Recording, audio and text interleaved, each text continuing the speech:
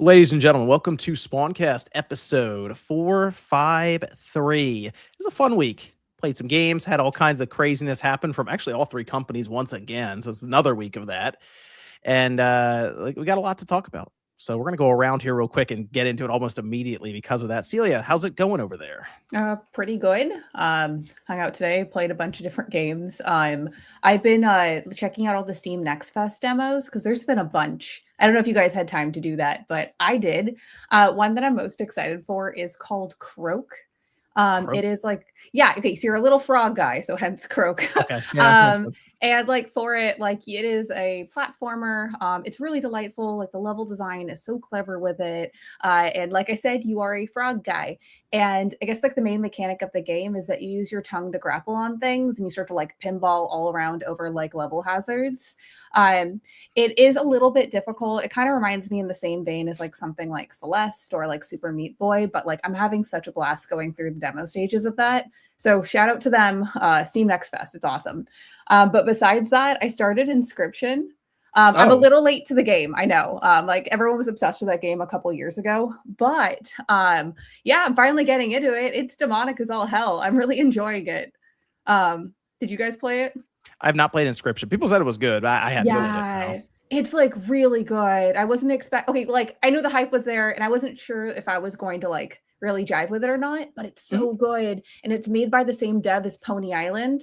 And Pony Island's like, first off, not a game about ponies whatsoever. And second of all, it's by far one of the most demonic games I've ever played. So yeah, I've been enjoying that. And then also Fields of Mystria, which is like a Stardew Valley, but looks like a 90s anime art style. So been playing a lot What was that? indie. What is it? Fields of Mystria. Fields of Mystria. Yeah, it's currently in like early access right now.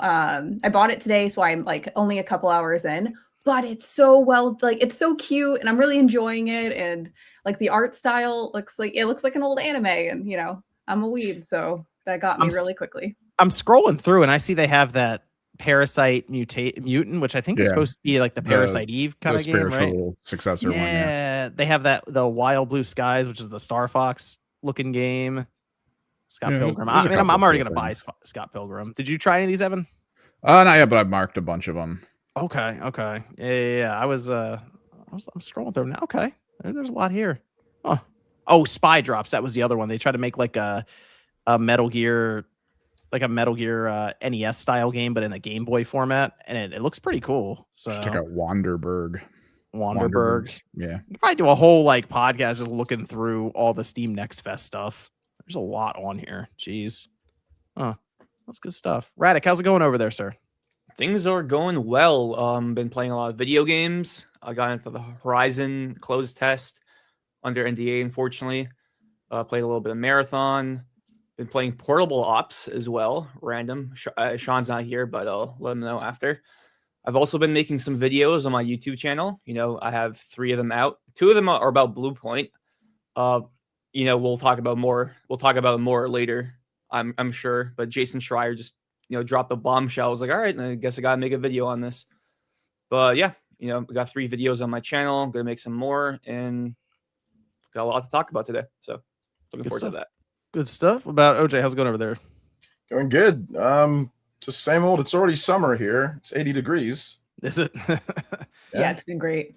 Oh wow. So, there you go. It was 79 That's degrees nice. today, so I have the air conditioner on, so my office isn't super hot. But no, it's good. It's good. It's shorts and t-shirt weather, which is awesome. And I've been playing a ton of games. I've been playing Resident Evil. Been playing RGT's RPG 85's favorite, Xenoblade Chronicles X Definitive Edition. Crossed the 100-hour mark now at this point. Did you beat it yet? Nope.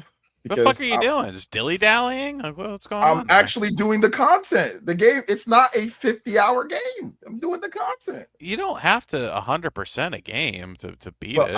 I want to 100% the game. Well, that's the I difference. mean, that's what you want. I want. Yeah, You know how that's like different. Gene Park put like 200-something hours into the game, you know? That's crazy, man. Yeah, there's that much content in the game. I want to experience all the content. It's a definitive version. You got to definitively experience it. So that's what I am doing. Getting through all that content. So I played a lot of that, played a lot of Resident Evil. Obviously, I think everybody played Resident Evil. So I've been playing that, and it's really good. So I'm doing good. It's been a good week. Also, of course, stuff to talk about Pokemon. So had a great stream with that. That was crazy. So yeah, good week. Sean just got in here under the wire. Did you finish Resident Evil? No, I'm in the last area, so I'm doing my job, and I didn't want you to dock my pay, so I figured I'd hop on and and finish the game live, and you could get a live reaction out of me. You're gonna finish it on the pod. Oh. Yeah, 100%. If this was like 4 weeks ago, Sean would just have not showed up tonight. Not wrong. I figured you'd wait until you weren't distracted or anyone else in your ear or anything, and you just see the ending. Although you're probably gonna beat the game a couple times. Yeah, I mean, I'm gonna play. I am literally right at the end. Brett beat it. I think his playtime was like 9 hours or something, and so he told me I'm right at the end. So okay. I need to finish this so I can get back to Tokyo Extreme Racer. Yeah, I gotta wait till March for that. Oh well. I mean, you don't have to. You wanted the physical edition because I did. Well, they talked me into it during Click R3 because I found it on PlayAsia, and I was like, should I get it? And then I didn't pay for express shipping, so it was $25. Just got the regular shipping. So $25 for regular shipping? No, that was for express shipping. Regular shipping was like $8 or something like that. What was the price of the physical? $60. So you're paying more to get the physical. Dude, did you see the box art for that thing? That's a good looking box art. Yeah, it's pretty cool. Yeah, I mean that's a game that those don't come around very often. You know, if it was like Madden, I'd be like, well, yeah, whatever, I'll get it digital. But it's kind of, it feels like a special release for that one. So it was worth it. There's a big cutscene happening. Oh, okay. What about Evan? How you doing over there? Just finishing projects, checking some stuff out. Finally coming to an end on this in my streams, so it just means there's gonna be more to do after, which is always fun. Okay. You check out some of those Steam Next Fest demos then afterwards. Oh yeah, just occasionally picking something and moving things around to see if I can get any play time in. Did you try Marathon? No, because okay. I mean, it's a 3-person extraction shooter. I get that you can solo in it, but I'm not like super pressed right now to play it. Okay, I was just curious if you just tried the service man? Real quick I question them doing it on Resident Evil weekend. I don't know about that. A lot of the people that I followed that when it was doing like the original closed beta, they haven't been touching it during the server slam. Like, I don't know what's going on with that. I actually did play Marathon. So I'll talk about that in a second. Me, Nate, and MVG did a 3-man team and just took a shot. We just saw what would happen. And it was interesting. I'll say that because I'm immediately drawing comparisons to Arc Raiders since Nate and I played a lot of Arc Raiders, and then we jumped to Marathon, and it was if they put them both up there and they're like pick one, honestly, I'd pick Arc Raiders. So they're the same price, aren't they? Yeah, they are. They're each $40, and they're different experiences, even though they're both in that extraction kind of genre. Marathon, of course, first person. Then we have Arc Raiders third person. But there's just so many weird things happening in Marathon where we didn't really know what we were doing necessarily. You just kind of drop in. They give you some missions, but they're not even that clear cut. And you drop in and you wander around for a bit, and then you try to find an extraction point and leave. Arc Raiders, usually you can get all kinds of missions that you go through, and they're somewhat specific to each of the areas you drop in. Everything in Marathon, at least the areas we would drop into, look kind of the same. And the art style is Stolen. It's very it's very like yellow and red, and at times it's mute, but it's like very muted, the color scheme. But then occasionally turn around and there's a door that just blasts like full HDR red in your face. So it's I don't know. The art style is just weird to me. I mean, there's nothing that looks like it really. I heard somebody say online that it looked like a Lego game, like Lego. Oh, that's okay. Pieces. I can see that. You know what it is? You know how when you're walking around in certain games and they really want you to look at something, so they highlight it with a different color. And it's like almost like, look at this. It's kind of like that a lot of the time. You'll see like a cargo like box and you go, that must be important because it's bright red. No, that's just the art style. So I think MVG, I think it was MVG, he said it looks like reverse Mirror's Edge. Yeah, it looks like Mirror's Edge, looks like Wipeout. It's like very Designers Republic influenced for sure. Yeah. The other thing we ran into man, you really don't get any ammo in the game. No, But none. the robots that you run into, because they have like robots that are like walking around that you fight, NPC ones, they take a lot of shots, and sometimes they have shields, and I just ran out of ammo, so I was just punching them. That was all I could do. I literally just walked around right-handing, like just constantly hitting things. And you think that the robots that are shooting you would drop ammo, but they don't. So I don't know where you get ammo from. Occasionally MVG would throw down an ammo crate and then he would just take the ammo and leave. So I get maybe that's what it is. Maybe he had the ammo crates all the time. But it was selfish. But the idea is, you know, you're going to extraction shooter, you're going to shoot stuff and other people, and we never had the ammo to do it. We ran into one team once, and that was it. Otherwise, it was like each area was just barren, nothing. What so class I think did you pick?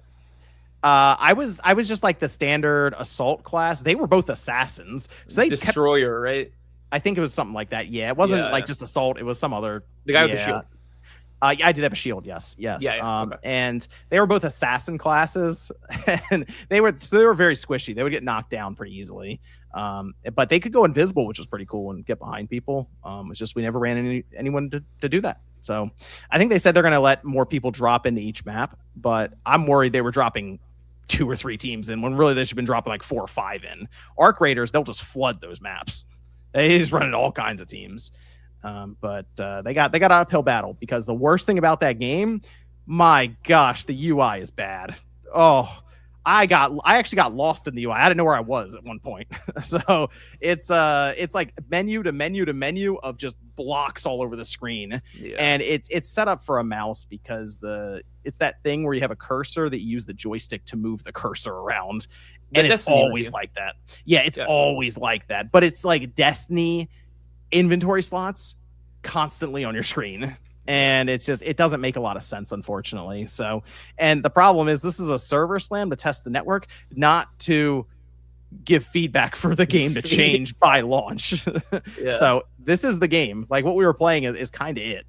Maybe there'll be more content and stuff, but like the skeletal structure is what we are going to see next weekend. And I questioned how many people played this server slam and were like, maybe not.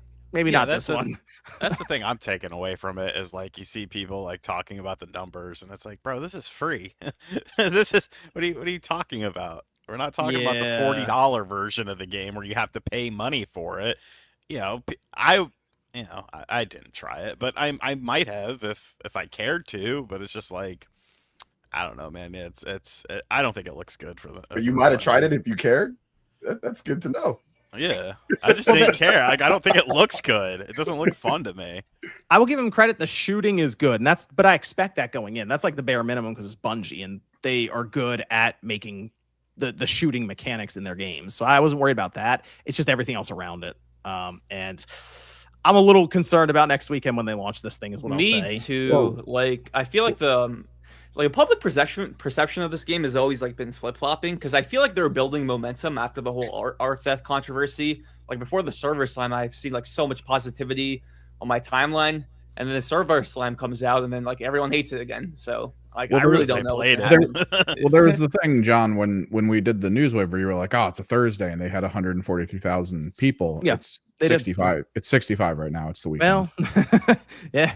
Well, I think that is for free. That is not paid people.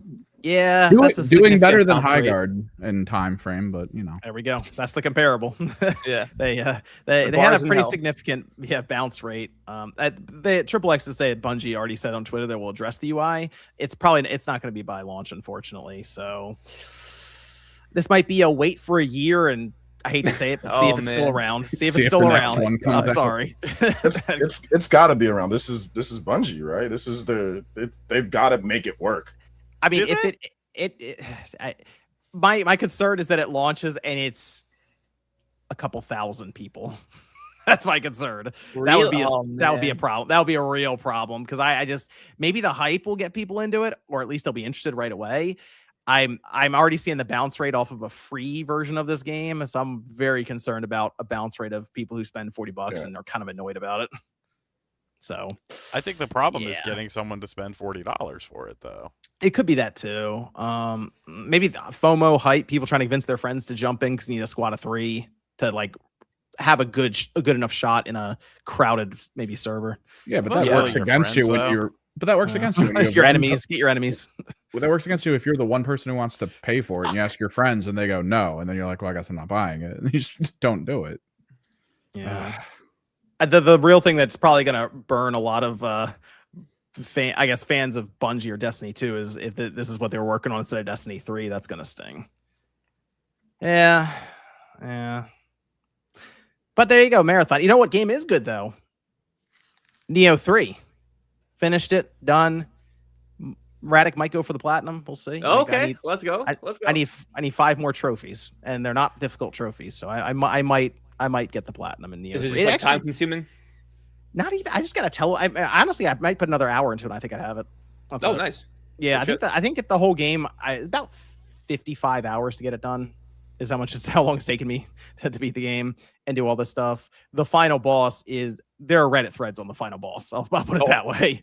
It's one of those. It took me a bit over an hour to beat the final boss. I will at least give them credit there. Everything else though, not that bad. Not bad. It's it's still a difficult game, but it didn't feel like a soul crushingly hard game.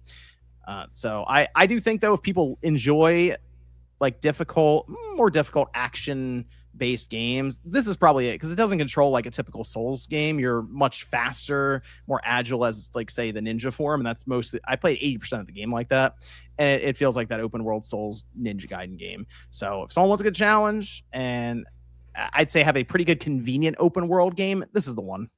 So you like it more than Neo 1, 2, and Rise of the Ronin? I didn't finish Neo 1 or 2, and it's not necessarily because those were that difficult. It's just because I kind of just fell out of it. I was like, the ninja form I think did a lot for this game. Okay. I think it did a lot. Gotcha. So I was just some of the bosses I just melted because you can get behind them and you'll just critical hit constantly. And I put a lot of the points in the skill, so the ninja was doing as much damage as the samurai form, and was just crushing some of these bosses. But it's a good game. Recommend it. I think your time out of it. And again, it's like I guess I'd say it's like a 60-hour platinum then too. And there's still New Game Plus, which I'm probably not going to do. I'm probably going to move on now because I actually need to get to Resident Evil Requiem. So let's actually move into that now as we're talking about games. Resident Evil Requiem. Sean is working to finish it right now. I don't know. Important cutscenes may be happening currently. No, you're playing it was over. Okay. You're playing it on the Switch 2. OJ, you checked it out on the Switch 2. I have it on PS5 Pro. Capcom gave me a review copy. My Switch 2 version is coming. Who is the Capcom person? Everyone got a fucking review code for this game on my subscription feed. Yeah, we didn't. What the fuck is going on here? They reached out to me. They reached out to me like a couple of weeks ago and said, "Do you want to be part of the Capcom Creators Program?" And I said, "Okay."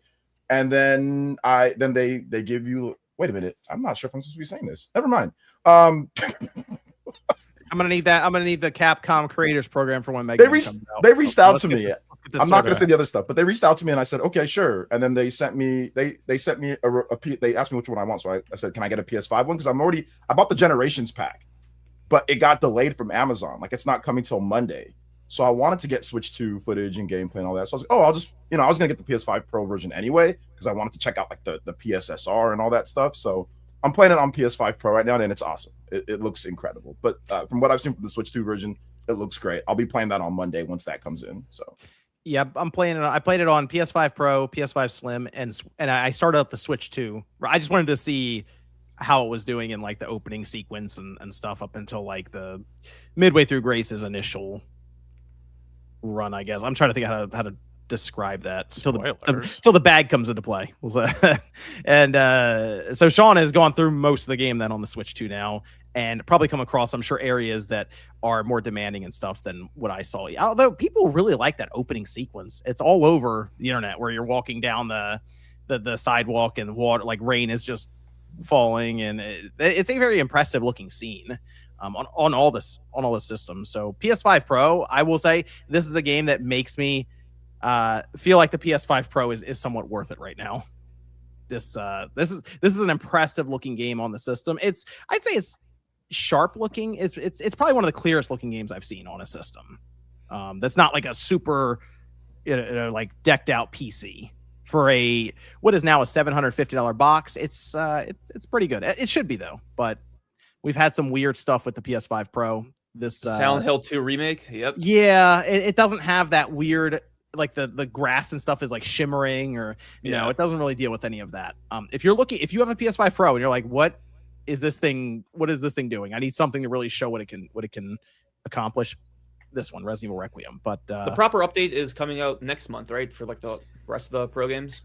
Yeah, they're going to be pushing that new PSSR to a bunch of other games as well. So that maybe can kind of get the ball rolling going forward for a bunch of I mean, dude, you never know with GTA 6 even.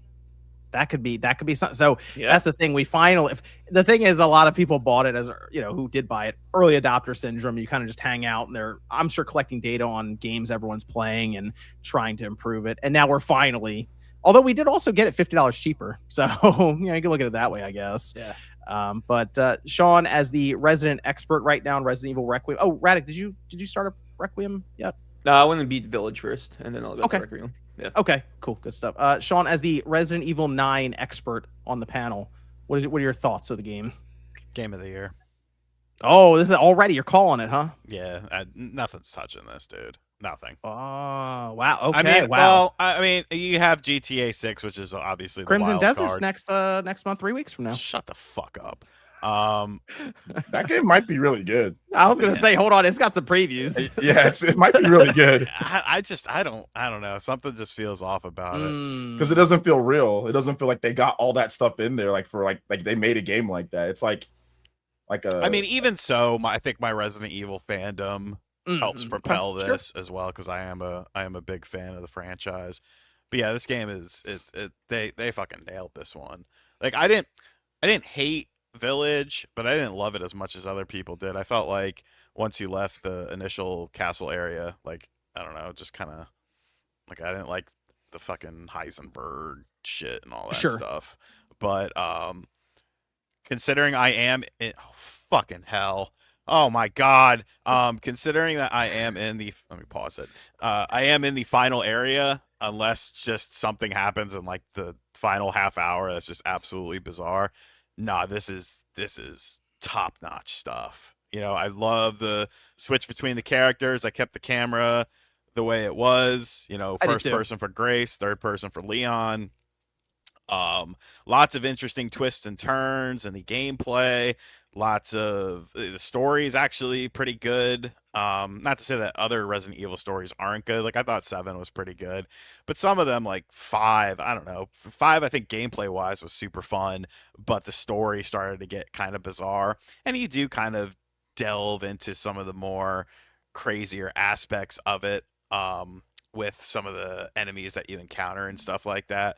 But it's a masterpiece, I feel, in terms of story progression, tugging on nostalgic strings, and gameplay. And then to me, playing it on the Switch 2, like I fully planned on buying it on something else if the Switch 2 version ended up not being that good. But playing this game makes me forget that I'm playing on a Nintendo system.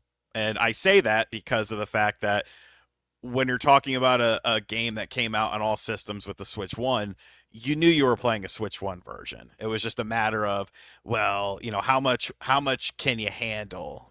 Can you propel through it in terms of graphics and stuff like that? There's shit in this game. And yeah, there is a couple specific areas where you could feel the frame rate like just go, but it's very few and far between. And for the most part, you just feel like you're playing a modern game that looks really good and looks incredible at times considering the hardware. And like my video said today, I think this changes the standard level. You can't be fucking doing these doo-doo ass third-party ports that, look like ass and, don't have like different effect. Like I would expect, the blood, because when you kill an enemy, you can have blood splatter in real time on whatever environmental surface that there is. I would expect that to be removed from this version of the game, and maybe it's just a standard blood splat on the floor. No, it's all over the place. The game in handheld mode looks fucking insane. Usually, when you're playing a game in handheld, you're like, I'm playing in handheld mode. Look at the lesser visual. Have you tried it in handheld mode? That's how it did play, because I told you one of the issues with this kind of a game is that it's tough for me to play it like during the day because the kids are constantly coming in and out of the room. And this is unfortunately one of those games that, I mean, it's Resident Evil, so it's what you would want, but it's a very grisly game. You know, like it's not not very often where you're in a clean room. You know what I mean? It's constantly like, well, you know, they just happen to put jelly everywhere in the room. I don't know what to tell you. So there's a lot of like trying to explain that stuff away to where eventually I go, well, I can't even pretend like that's an open turkey on Thanksgiving on the operating table. So you know what? Play that game in front of your kids, John? No, they gotta learn. This is the real in and world. out. They walk in and out of the room randomly. Oh my goodness! Somebody called it child protective. So I can't play, but I did think, but you're right. In handheld mode, I'm like, okay, maybe I can play this without them really noticing or seeing. And of course, they're just wandering around and they still look at it. I'm like, oh, well, okay, fine. So, but in handheld mode, you're right. That's how I tried it. And it's impressive. That opening scene, even with Grace just kind of, you know, going again down the sidewalk, investigating in some of the building there. It's good. This is a game though, that if we ever do get that switch to OLED, at least at this point in time, is the one that I would immediately fire up. Oh yeah. But yeah, the standard is higher nowadays. Like between, you know, and I understand at its core, Remake was still a PS4 game, but it was the PS5 version. But between those two games, like I don't think you could dilly dally anymore. And I think that it might even, put a little pressure on Nintendo to be like, well, fuck, because they're always known, and I'm not saying in terms of like raw graphics or anything like that, art style and stuff like that, but they're always known for being, or at least in recent memory, since we'll say the Wii, they've always been known as, when you're playing a Nintendo game, this is going to be one of the better looking games, one of the better performing games, so on and so forth. But with games like this, it's like you kind of gotta, look at yourself and be like, okay, maybe we got to get a little crazy. Maybe we got to get a little, wild in terms of visuals and stuff. But yeah, extremely impressed. If you own a Switch 2 only, go watch my video where I show a bunch of footage off from earlier today. You could see how it looks. I mean, that's captured on a Switch 2. What the fuck is going on? I'll pause it. And I mean, if you have a PS5 Pro or an Xbox Series X, like, yeah, it'll still look amazing. Probably better on those too. But that's the good thing though. That's what's so interesting about this game is Capcom with their RE engine has got to a point where it's a game that is equally impressive on the Switch 2 as it is on like the PS5 Pro, just because one is like this 10-watt handheld, when you're playing portable play. And that's where I think it really does look the most impressive, just because of its form factor and what it is. Though the PS5 Pro, which has been kind of, I think, underachieving in a lot of these games, all of a sudden it's like, oh, okay, I see the vision with this PS5 Pro now. So it's great. That's the thing about this game. It's Capcom's been good with this RE engine for a while, but this feels like another level for them now. Yeah, 100%, dude. And it's not just graphics. It's a fantastic game. I've absolutely been loving it. And if you're a Resident Evil fan, obviously you'll get a little bit more than the average person. You'll understand some of the references a bit more. But even if you're new to the series, there's definitely a lot of enjoyment. I'm gonna ask a question for you and OG, and I think I probably already know the answer. Which character do you enjoy playing more for the Resident Evil experience? Grace. Oh, I thought you'd say, I thought Leon went across the board. I'm a Leon fanboy though, so I mean, like, it was gonna be Leon regardless. Grace's gameplay would have had to been like immaculate for me, or like the greatest thing ever for me to not say, because Leon's freaking Leon. Like he's the GOAT. But you have to factor in, I'm a huge fan. I wasn't a huge fan of 4 off the jump. It wasn't until the Wii version that I really liked it. So I like the slower pace. I like the tension of less ammo and less, crazy guns and stuff like that. So yeah, no, I love the Grace stuff was fucking awesome, dude. And some of it, like is very challenging because of your resource management and like kind of coming to that realization. I can't kill everyone. I need to just shoot and push and run for my fucking life. Like, I love the tension that created. So yeah, I like, because Leon, you know, he's OP.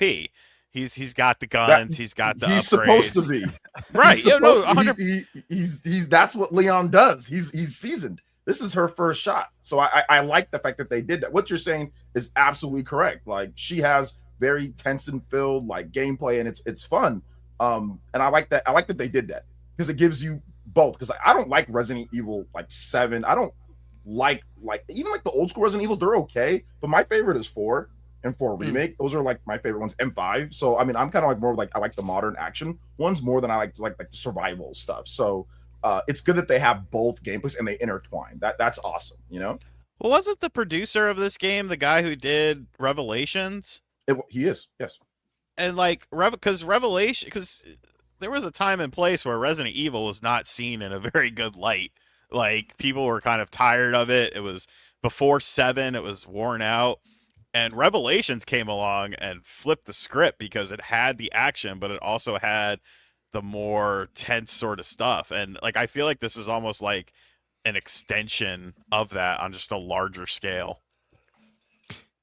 Yeah, I early on, it probably, I'd say at this point, is Leon. I mean, just the introduction was awesome for it. Like the first part where you're actually just going through and controlling him. It was actually, no, the second part, not the first part, the second part. I mean, they showed in the trailer, but I'm not gonna say what it is. The second part.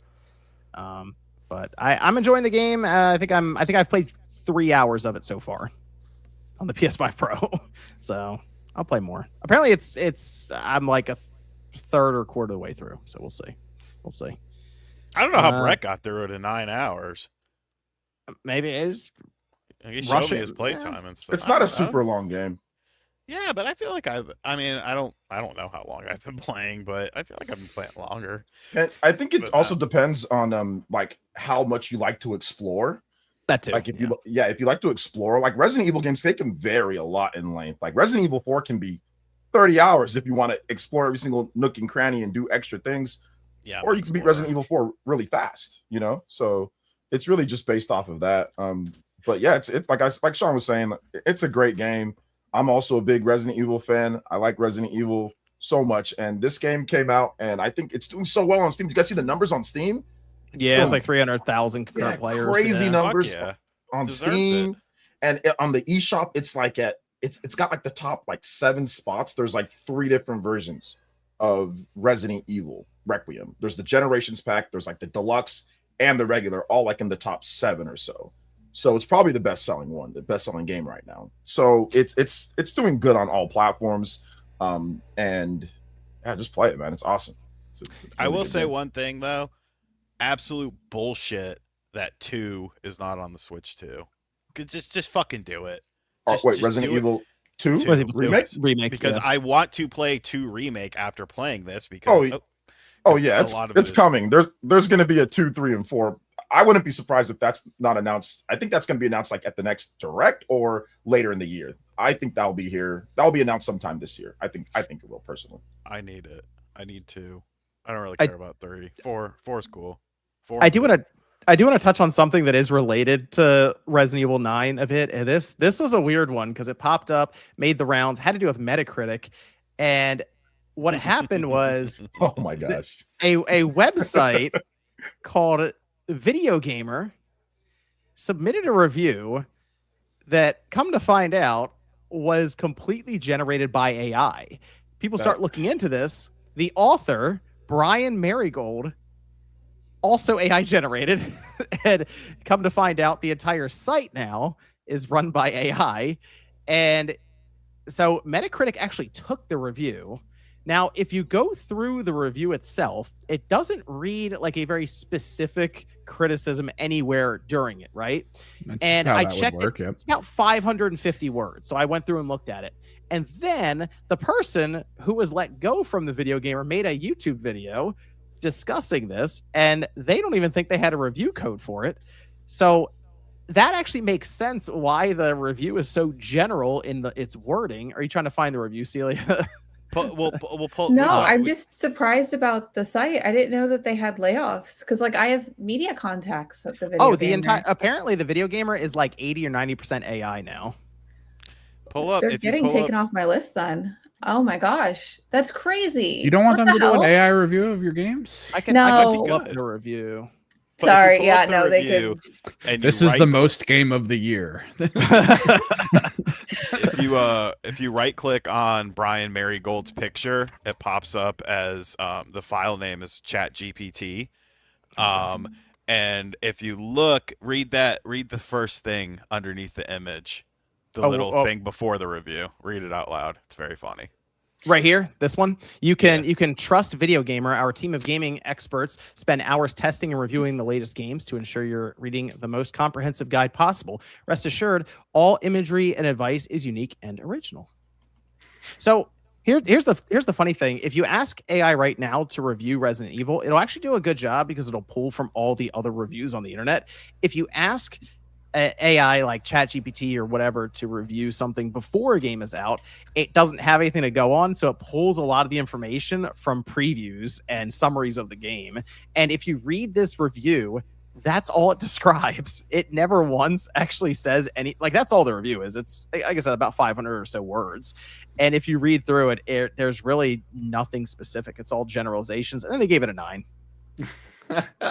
Wild. What was their criticism? Their criticism was, Is it that they're AI so they can't play it? tone can feel jarring. Oh, boo-hoo. What? Tone Okay. can feel jarring. Here's does the that verdict. even mean? A gilded grave Resident Evil Requiem is the sheer, unadulterated peak of Resident Evil review history. It ties up 3 decades of loose ends with the precision of a laser sight and the subtlety of a rocket launcher. If you haven't checked the pre-order bonuses yet, you might want to commit. Available now on almost every platform. This is the gory, glorious finale that fans deserved. That almost feels like an email you get from a scam service where it's just weird enough sounding where you're like, this is a scam. No, like the Resident Evil review history where the word reviews capitalized for some freaking reason. Like, Here's Them the thing, mentioning it the says- pre-order bonuses is really funny. The pre-order bonus is funny. It's here. Is it perfect? Not entirely. There are moments where the spectacle threatens to derail the scare factor. Capcom simply cannot resist a gratuitous explosion, can they? What's the M? A lot of M dashes, by the way. M dash, yep. That's it. That was their criticism. With DLC already underway, one hopes the post-launch content leans back into the atmospheric quiet rather than the Michael Bay theatrics. But This they're is very. awful. It's not even true. But This like, is- I think this is way more subdued. I mean, yeah, there's one scene where it's like, it's very over the top, but it's awesome. Like I did it earlier today, and I was like, this is fucking sick because it harkens actually to another game, and once you get to it, you'll realize it. Well, that is a thing that's going on. And so now people are like, Metacritic responded, it removed not only the review, but just completely removed the site. And their stance now is if you submit any kind of AI generated review, you're just off of Metacritic. that's good. So- How will they know? That's the problem. That's the thing. They didn't know. Yeah. community policing. You basically need people to go through, like, if you feed this to AI and be like, is this AI, like, to analyze it, it'll probably come back and say 90% yes. And honestly, you're right, Sean. If you pick Brian Marigold's profile and then download the image that they have on the website, it's like Chat GPT 300 by 300 image. So Dude, That They is didn't so even funny, dude. try to hide it though, because that was just shit. Well, I mean, because they're, it's probably some third world country. I was talking about this with Brett. We were because somebody in the chat had mentioned it because I had no idea, and so we looked into it. There's a YouTube channel that he exposes like all these scams, and basically what's happening right now is like, so collector cars, like old muscle cars and stuff like that, obviously in high demand. People, quote unquote, are making websites with these cars on there for very cheap, probably not cheap enough to where it's like, oh, $500, but like, $10,000 less than what the market is usually for a specific car. So this guy started looking into it, and essentially what these websites are doing is they are combing through the internet and finding sold listings of these classic cars from other places, taking the image and then putting their brand. So like say like their place is called like Red Car Classics or something, and they're putting a Red Car Classics logo on buildings, on all the images, so that you think you're looking at a showroom, unless you reverse image search it, and then you could start to find it. So he has like a friend who's like a financial person and stuff like that, who's able to make him like false documents saying that he had wired the money to him and stuff like that. He had told the guy that his name was Hugh Jass, and he didn't pick up on it, and like it just, the whole video explains it, and eventually he tells the guy this is a scam. He's like, what the fuck are you doing? Who do you work for? And that's what's happening. These essentially AI backed companies from like third world countries and stuff are popping up and scamming people left and right all over the place. So do you think that like the video gamer is now like one of those like I guess undercover for like selling a bunch of developer keys? No, it's probably just one guy who's trying to get clicks without needing to pay anyone. Sorry, that's where I thought Sean was going with that, because like it used to be a reputable site, and no, these scams exist all the time, and there's tons of the YouTube channels where they'll like go through the calling center scams, and they'll actually reverse hack into their cameras in the place and like show you the people in their own building sitting there trying to get you to like buy stuff from them or give you their social security or give them your social security number, stuff like that. It's like really weird. Okay, sorry, I thought that's where Sean was going with that. Never mind. Let's stick with AI very quickly though, with something else. I already know. Yep. This is something. So we did. Hey, did you guys see the image that we got for God of War, the series that Amazon's doing? Oh boy, we got our first look. First look, right here. Boom. There it is. This is this created my favorite meme. It's one of those Halloween costumes that's not actually, they don't own the IP, so it's like these are what you're gonna get. Okay, yeah, that's good. It was a Greek dad and Arrow Boy or something. Oh my god. No, the dude, I had to put the dude on a, what was it, the Habsula? Look like the Habsula dude, man. Yeah, kind of. Yeah. He looks more tired than anything else. I can't believe Amazon put this out. And it's not even that they just put it out on X or whatever on social media. I just got this image just now from their press site. Like they made a whole press release for it. It's a whole thing for them. So this is a big deal, right? They wanted to put out their first image, I guess, on set, quote unquote, we'll say, for the God of War series. Okay. So I mean, this is bad. Like, this is just the way it looks. It's so off. And I was trying to figure. Obviously, I think Atreus just looks too young. I think Atreus looks fine. Like, you think? I think he looks a little too young. I don't know. I think a little young. How old is he supposed to be? 10 or 11 in 2018. Okay. No, I was just assuming that they aged him down, so he'd have to be like, because he looks like he's like 7, right? 8. Yeah, he looks a few years too young. He's like itty bitty. Shit looks horrible. But you know how like TV seasons go. Like next season will be in 3 years, and the kid will look older. Sure. Yeah, so I'm assuming they had to like keep him young because you don't want like the following Stranger season. You don't want Stranger Things. You don't want Stranger Things where they're kids like are like 40, 40, middle school. Yeah, it took so doing long taxes. for that to. Yeah, it took so long. So the other thing, getting groomed by Drake. Oh gosh, the other thing is Kratos. The way he looks, he doesn't look like angry or scorned enough. He looks. He's supposed to always look at bare minimum annoyed, imposing. Whoever's in front, right? You look at him now. What's your first word? Mine's confused. A little. Mine is he needs some steroids. Okay, well, because dude is jacked in the source material. I feel like Kratos, he always his whole face, his nose, everything always looks like coming to a point right in front of him, and this just doesn't look that way.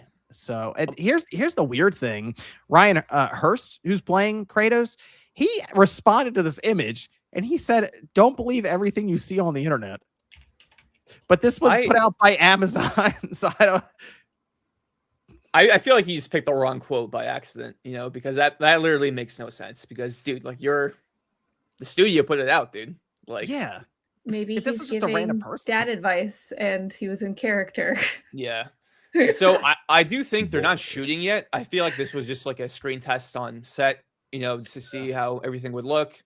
And they decided to take the worst picture and send it out for some reason. So my one thing I do want to compliment it for, the costuming is on point. Like the actual costume, he looks like that's the default armor of Kratos. That's the default armor of Atreus. But the more I look at Kratos, there are a few things. One, I do like how he has a scar on his right eye and the stomach. Like, I would be annoyed if he didn't have that. But the beard doesn't have... There's something off the beard. I feel like it doesn't have enough texture, you know, because you zoom in on the beard, like you can kind of like see through it, if that makes sense. You know, it's like kind of weird. And it's the eyes as well, because in the games, Kratos has like yellow eyes. It's like very distinct. And you look at this Ryan Hurst, it's like, maybe they'll add that in post, but again, like, why would you like make this your first impression if it's not there, you know? Plus, it looks like he's wearing a bald cap too, which is kind of annoying. How did they frame it? Was it just like a sneak peek of like, we're on set filming, or like, what was? It was just literally just, here's your first look. I had the press. Yeah, it was. Yeah, because I was like, oh, if they're like on set, like, okay, you know, it's like behind the scenes. Because like I was thinking that maybe they would digitally retouch him a little bit, because you know, there's a few things that we could. And this must be a costume because they're not shooting yet, and they still have to cast a few characters. They still have to cast Freya, Magni, Modi, a few other characters from Ragnarok. Wait, are we sure production hasn't started? Because they could be filming scenes with just them. We don't know, you know, details for sure. Because like shows tend to like film like what works whatever with production schedule. Like they don't need a film in order, obviously. Yeah. So this just could be their scenes while the kid's still young.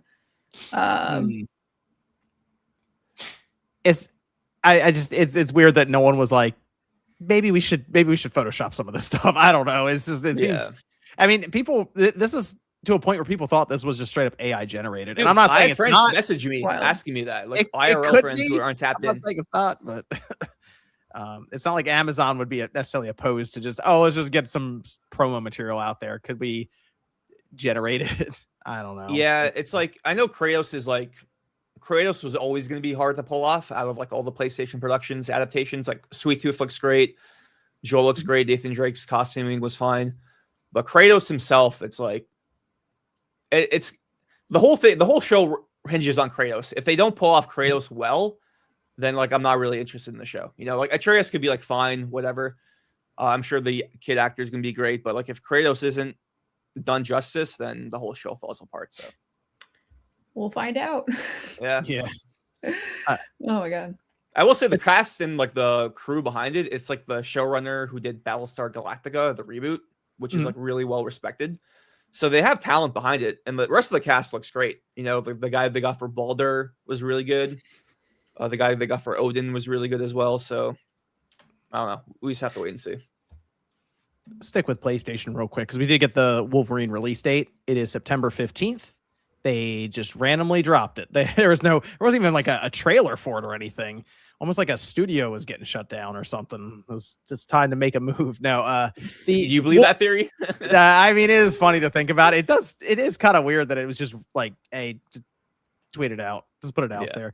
But either way, look, we got the release date for it, September 15th. It's a week after Phantom Blade Zero, so it's starting to pile up a bit now, like pre GTA 6. I think September and October is going to be loaded with games. I think there's going to be a lot of games coming out, more than usual, I'll say, in those 2 months. But I mean, we're 6.5 months away from Wolverine, so probably get some kind of state of play in 2 or 3 months, maybe like May at the latest. They said the next time we'll see gameplay is spring. So okay, so then we'll kind of hang out, wait for that, and then it's just all right, onward to the release. So it's exciting. Rad, you said it was on your birthday. Yeah, it comes out right on my birthday, which is great. I love Insomniac games. Spider-Man 2, I thought the gameplay was really good. Narratively, I was pretty disappointed by it. But with Wolverine, I'm more confident in the narrative and the writing team because it's such a stark contrast between like the more kid-friendly nature of Spider-Man, for lack of a better term. And then you look at the trailer for Wolverine, and he literally has like a claw right in the dude's face. I'm like, all right, I needed this kind of energy from Insomniac since like really Resistance in a way. Because I know Sunset Overdrive was also violent, but that was like more like jovial. I haven't played it, but like that's like kind of the vibe I got it from Sunset Overdrive. But yeah, I feel like this also tells me that that's probably the last PlayStation Studios game they're gonna release. Because anything in October, it's like, bro, like GTA 6 is literally the next month, so might as well just wait until 2027. But yeah, pretty hyped for Wolverine. Looking forward to it. I think that's that. I mean, I'm trying to think. Yeah, that might be the PlayStation game I'm most excited for this year. Not 4-Loop? What? Yeah, I know, right? Yeah, 4-Loop's up there. It's up there. It is. It's apparently there are like playtests today, and I'm like, are you serious? What? A lot of people are watching this. They just learned that. That's it. Yeah. That's it. Just, I thought you guys said Fruit Loop, so I was like, I used to eat Fruit Loops back in the day. They're good. That game is in trouble, man. Dude. Oh my god. Let's move over to Pokemon. We have Pokemon Presents. Actually, there are some interesting things announced here. They just had a run of, I don't know, 6 or 7 announcements that I kind of not tuned out of, but I was like, all right, a lot of this stuff isn't things that I'm that excited, because it was, here's an update for Pokemon Masters, here's an update for Sleep, here's an update for the TCG, like all the apps and stuff, and Cafe Mix. Although Celia, I thought you said you were no. Oh, okay. No, I think Josie's played Josie. it. Yeah, because it's for mobile and for console. Because I called it a mobile game, and Josie actually to me. So I'll give her credit where credit is due. Yeah, like I don't know, they have a lot of mobile games, and like a lot of people play them. Like the Pokemon community is really active on mobile now, so it was cool. They also gave an update about Pokemon Worlds, which was exciting. I went Are you going? to it. I might be. So it's a little close to PAX West. So I'll just kind of see what scheduling can I like make both adventures happen without being too exhausted. We'll see. But since it's in San Fran, it's not that far away for me. So it would be cool to attend. Pokemon Worlds, like when I went in Anaheim, was really, really fun. I wasn't a fan of Unite going into Worlds, and then like I watched the World Championship of it, and it was amazing. It was really cool, and I wasn't expecting to be so hype. So now I'm a fan of it. So I was excited about the mobile announcement for that.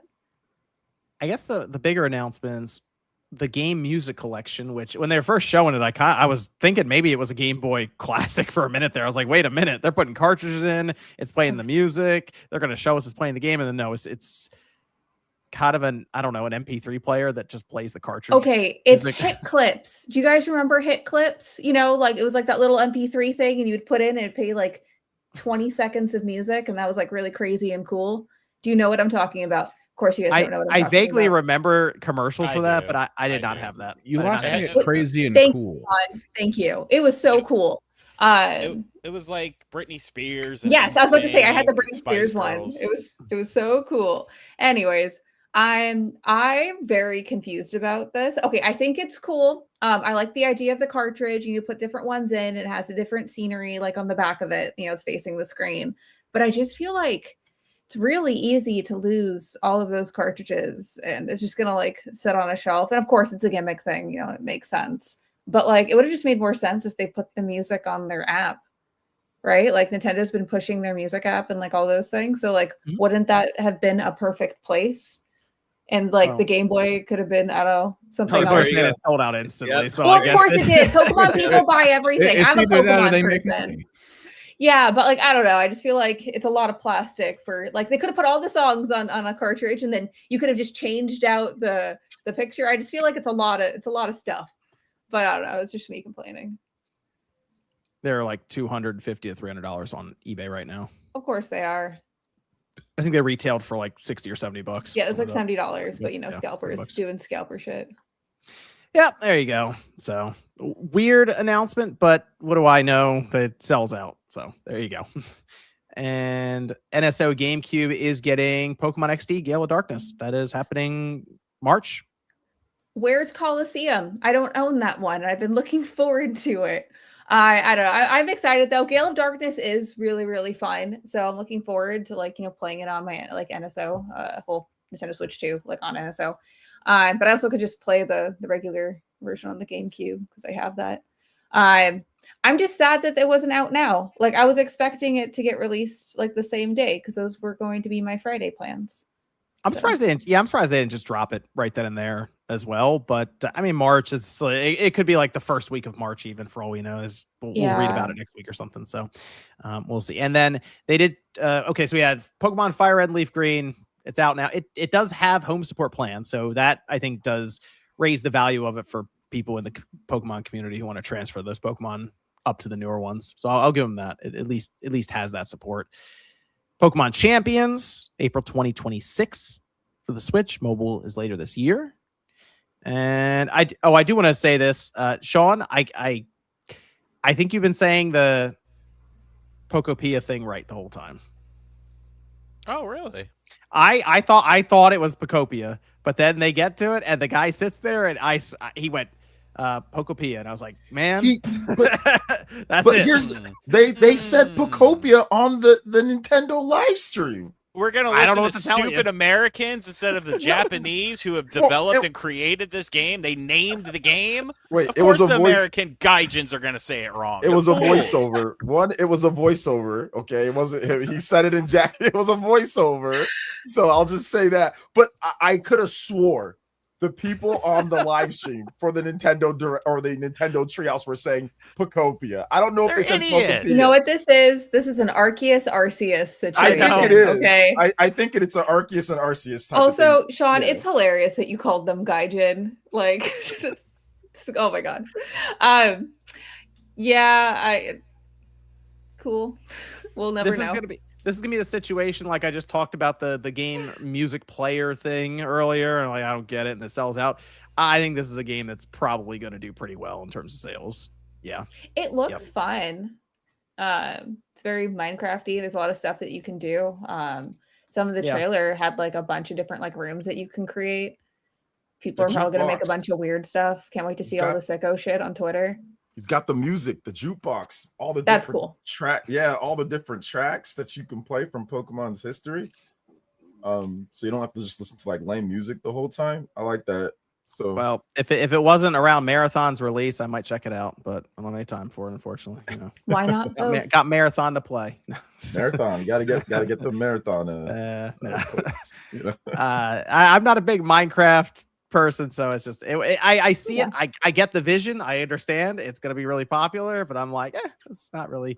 I think Dragon Quest Builder is the closest I've really ever come to that kind of a game. Okay, fair enough. So, yeah, but a game I am interested in because for how much we made fun of them for Scarlet and Violet, this is kind of where it starts to it levels out a bit for me with this one, because they did show Pokemon Winds and Waves and Winds, and they showed the 3 starters. That was a big thing, but man, this looks way better than what we've been dealing with for the Pokemon Company and Game Freak. So the thing everyone's talking about is the water. But even if you look at the draw distance that they're showing off, the density of some of the areas, especially in the forest that they're running through, the grass doesn't look like it's just kind of attached at a right angle to a texture that they call the ground. There's a lot that shows me that they have improved, and it's not coming out this year. That was pretty surprising. It's out 2027. Yeah. This, I think, is the longest gap we've had between mainline Pokemon games. This very well could be a 5-year cycle. It's the longest gap. Some people are saying it's going to be I don't think it's going to be the end of next year. I think they're going to want to push it out before Nintendo's the fiscal year end. So I think it's going to be half. Yeah, I think it'll be first quarter or whatever. Sure. But yeah, this is definitely the longest gap. This is because Scarlet and Violet was November 2022. So it's 3 years between that and Sword and Shield. Yeah. So 3 years. So this one's going to be 4+ years. This one's going to be a bit over 4 years. So this is, but they needed to do this. If they have to take till 2027, I don't care. Take as long as you want, because you can't have the same situation that happened with Scarlet and Violet, even though Scarlet and Violet's the second best selling game in the Pokemon universe, which is whatever, but you can't have that same scenario that played down, like with the glitches and the bugs and the frame rate. Like, you got to make sure that everything is much better and like the graphics need to be improved. Now, I've been covering this game. We knew about it. It leaked and all that. So I've been covering it, and all that water stuff. That the funny thing is, that's what leaked.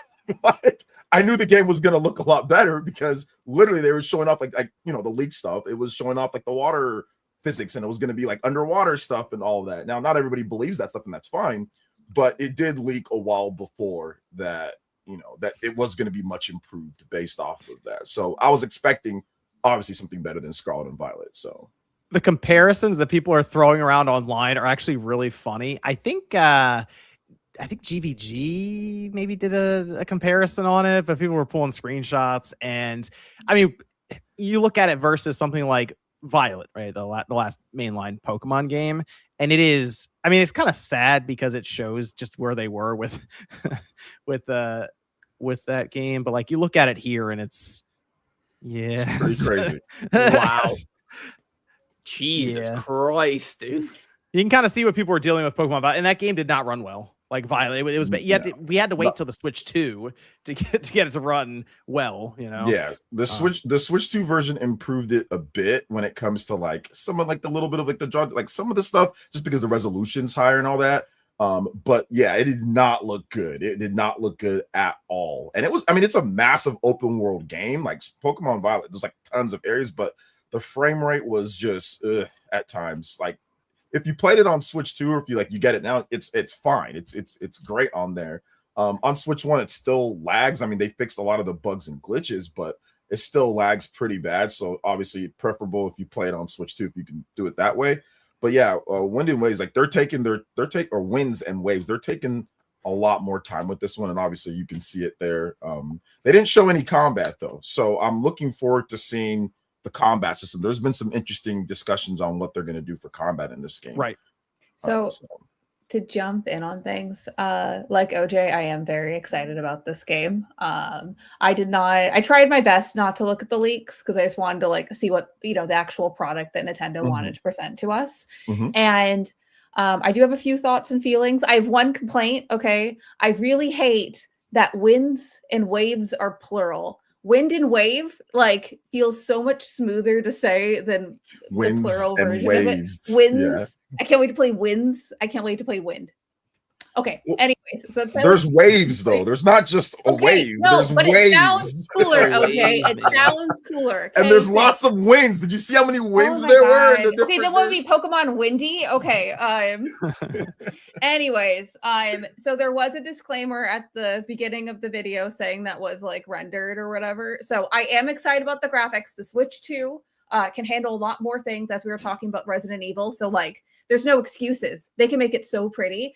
And in addition to that, it's really like comforting to hear that like Nintendo and Game Freak have given more time to this game to let it cook. So I'm really excited to see what they do. But I am a little cautious because when things are rendered, you know, it's not actual. It does not reflect final gameplay. So until I see actual gameplay from it, I'm not going to get as stoked about how pretty it looks. Because, you know, you can show anything when it's rendered and not actual gameplay. No, they showed real-time gameplay. What was pre-rendered was the initial beginning part. Then it cut to the actual in-game graphics. Are we sure? Or are we pretty assuming? sure. Yeah, I'm pretty sure that's like, yeah, the beginning part was not actual gameplay. That was the beginning part, Pikachu flipping the book is not something that's going to happen. But when it started showing like the cutscene of showing the waves and all the things, like when it was like showing the game, not like the pre-scene. That wasn't. I don't think that was rendered. That was actual like an engine. Well, I would love to be wrong. I've just been burned with Pokemon as a whole. I think we all have been. Well, the funny thing about Pokemon is that they usually show how it looks and from the beginning. Like even if it looks bad, they don't hide it. Like Pokemon Scarlet and Violet, it looked bad from the beginning when they first showed it. Pokemon. So wait, when Arceus, they were showing. I totally get. Sorry, continue. Yeah. Sorry. Oh yeah, Pokemon Arceus, like or Arceus, whatever you want to say, it looked bad from the beginning. Like they've never hidden like that whenever they show the gameplay. They don't really hide it. And if it looks bad, it looks bad when they cut to the gameplay. So but I see what you're saying for sure, Celia. But I'm not saying that they're hiding it. It's just one of those things where they're presenting it, you know, and it's like a bunch of cutscene, you know, when they're showing all the different biomes that you can adventure around in the island, like that's not real gameplay. So I think it actually is. That's why I definitely think that it's like the actual game. If it is, oh my gosh, I'm gonna be so stoked and like celebrate. Wasn't there like a thing on the bottom of the screen? that said it was not representative of actual Yes. gameplay? They said it's not the final version of the gameplay. It said it's not represented and it's not Yeah. final. They had both of the legal lines in there. Or not legal lines, the disclaimer lines or whatever they're Okay, called. well, we'll see when. Yeah, we'll see on the next trailer, and we'll see when the game. Yeah, I know. I'm so excited. Like, OJ, I hope you're right. I hope you're like, actually, this is what it looks like, and then I'll like, well, throw a Poke Party or something. It'll be cool. What starter are you guys picking? I was gonna say you pick can. Pom-Pom. Here's the starters are here.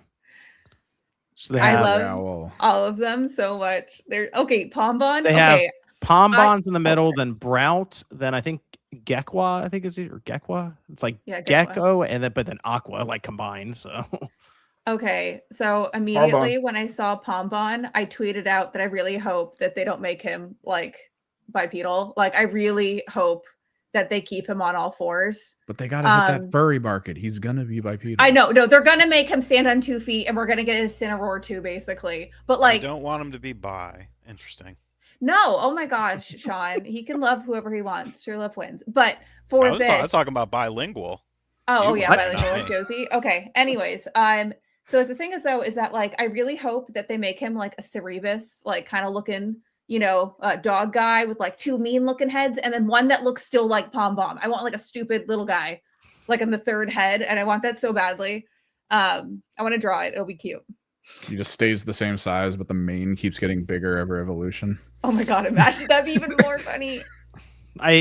Originally I was gonna go with the gecko, but I will say that the owl just looks annoyed Angry bird at all the Let's time. go. All times, just looks like he's gonna be annoyed or just really Judging. sarcastic. Yeah. Why am I doing this again? Put me back in the ball. So cute. I don't know. I feel like, but the thing is, everyone always wants to see what the final forms are before I think they pick one. Like, Yeah. what's you know what I mean? So Please I mean, don't be ugly. it's a fire dog. I mean, but my favorite Pokemon is Arcanine, so I have to pick that. I have to pick Pombon. I like fire dogs. I like fire Pokemon. Vulpix is awesome. Ninetales is awesome. I like Flareon, so I like Charizard. I like a lot of fire Pokemon. So I usually go with the fire starter regardless. So, Brad, do you have any history with Pokemon at all?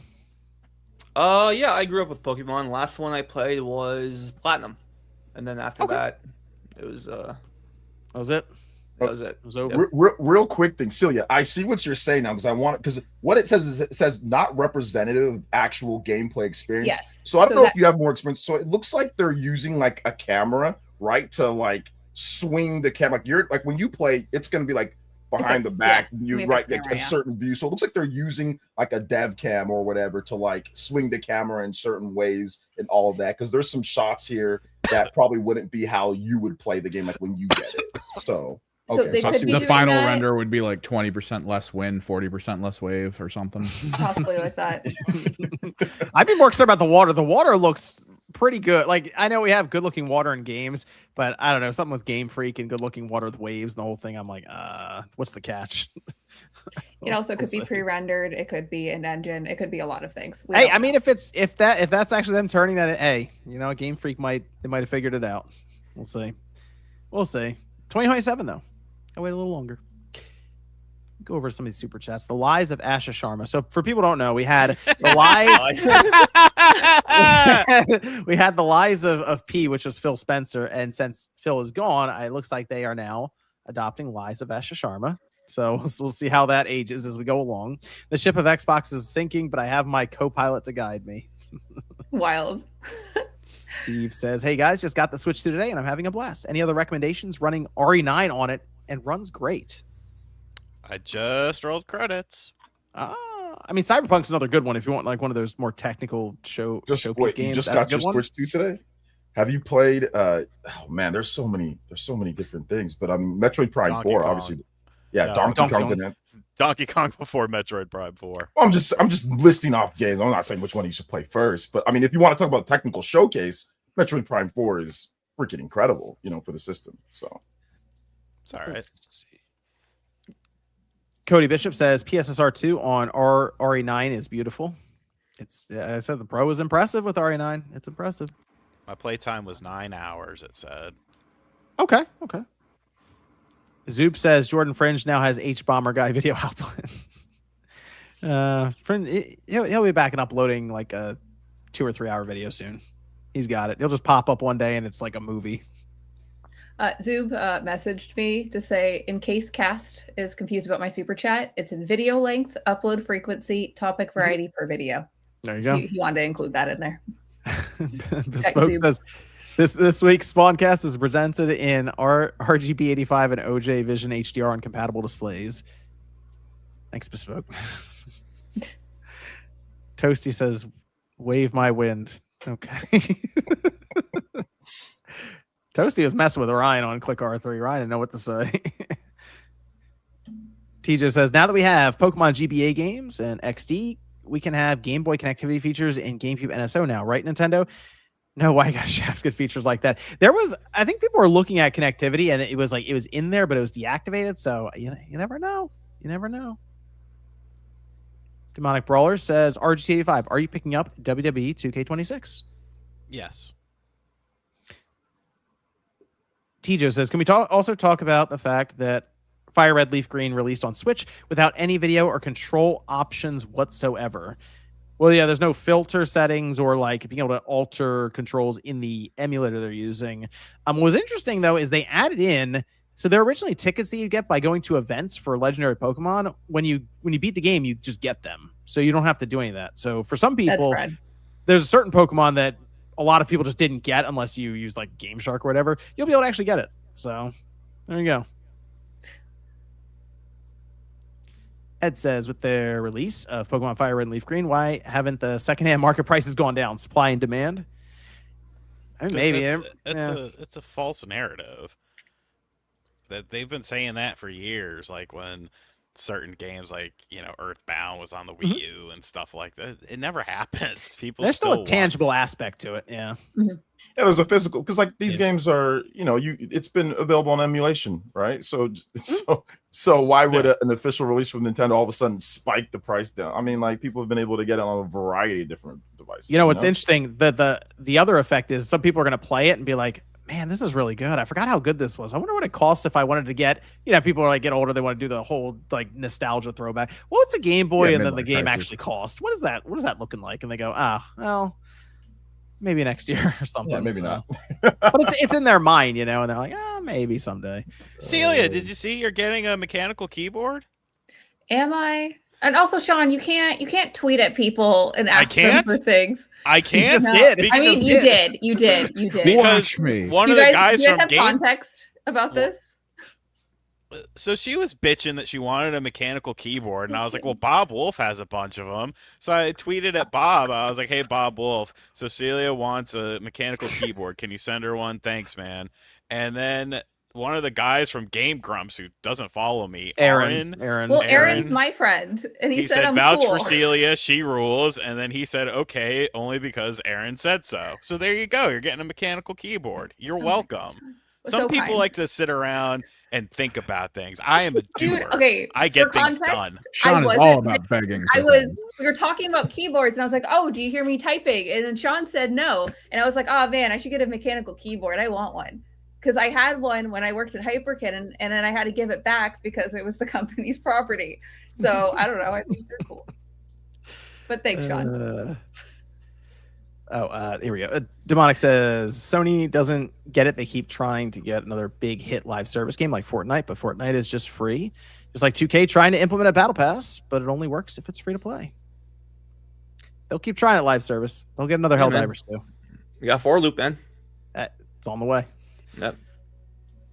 Warfame says, what's up, Spawncast? Just picked up Switch 2 and Donkey Kong Bonanza. It's amazing. What are all of your favorite Switch 2 games? Well, Donkey Kong Bonanza is certainly one of them right now. Yeah, Bonanza for me at the top. Bonanza's still probably up there as like, yeah, it's probably the best one. Probably the best one. I really like Hyrule Warriors Age of Imprisonment. I'm a big Zelda fan. I played that a lot. Yeah, it's a much better than Calamity. Just the frame rate alone, just based off of that, it was much better than Calamity. So that was fun for me, at least. I know Sean isn't as big as a Metroid Prime 4. I like it. What else? Welcome Tour. Come on. No, not Welcome Tour. There it is. Silk Song's not bad too. I mean, I don't know if he's already played. Silk Song is great because it's 120 FPS on Switch 2. as well. Trails in the Sky. I don't know how big of an RPG fan you are, but Trails in the Sky also has 120 FPS mode on Switch 2. And that game's awesome. It's the first game in the series, so you can start from there. The second game's coming out. It's an awesome game. So, gonna recommend Mario Tennis, Sean? If you have people to play with, or you plan on playing online, yes, it's very fun. I play with random people online all the time, and it just like before I'm going to bed, I'll play like a couple matches. It's very fun. Ed says, could a Resident Evil Outbreak work today? Way ahead of its time. Yes. Oh, it totally could work today. Absolutely. It would actually work today, unlike when it or when it Reverse first came out. or Resistance. Yeah, Outbreak would be a way better idea than Outbreak could work because back then it was so ghetto. I tried it, man, but man, it was just laggy and ghetto. But it could work. I mean, when it worked, it was great. When Outbreak worked, it was really fun. They have like servers with like fan servers for it and stuff like that, but I don't know, it's too much fucking around with shit. Yeah, too much work. Like, I'm not trying to do all that, dog. Jeffrey says, Spawn, when I go back and watch this VOD, and if you spoil anything related to RE9, you'll be receiving an upper decker. RGT knows what that is. I did not spoil anything with RE9. I didn't spoil anything, and I just finished it on the show live. Yeah. So no one spoiled it. We're good. So the Amiibo aren't out yet? Are they not? I don't think they are. I don't think they come out yet. Interesting. Am I wrong? I'm not really a big Amiibo person, so I'm not either, but I kind of want them just to like unbox them. Oh, they got you. They got you, man. That was the only reason I ever bought Amiibo in the first place. Like I bought Ryu because I was like, oh, it's fucking Ryu, a little sketchy thing. What a game, dude! Holy shit. Gingerbread Tiger, member for 12 months, saying it might just be the lighting in your room, but Celia is looking very pretty tonight. Thanks. Oh, thank you. Gingerbread Tiger. It's just the lighting. It's probably the lighting. Help got banned for showing RGT's cheeks. I got banned for being named Dr. Cheeks. Oh my god. Really? Who banned I did not. you? I was gonna say. I think he's talking more about YouTube. I didn't know. Oh, YouTube. Yeah, it was probably did? YouTube. Oh Yeah. no. Yeah. Oh man. Jeffrey Tucker, play RE9 on standard classic. It's really difficult when you can only save with ink ribbons. I lost 1.5 hours of progress. Oof. Jeez. Don't do that. I mean, that ink ribbon stuff it was annoying back in the day. It's annoying now. I ain't doing all that. Well, defeated by cardboard says unbearable week here in California. Currently 80 degrees. February is tough with the mountains of poop everywhere. I think I should move to Delaware.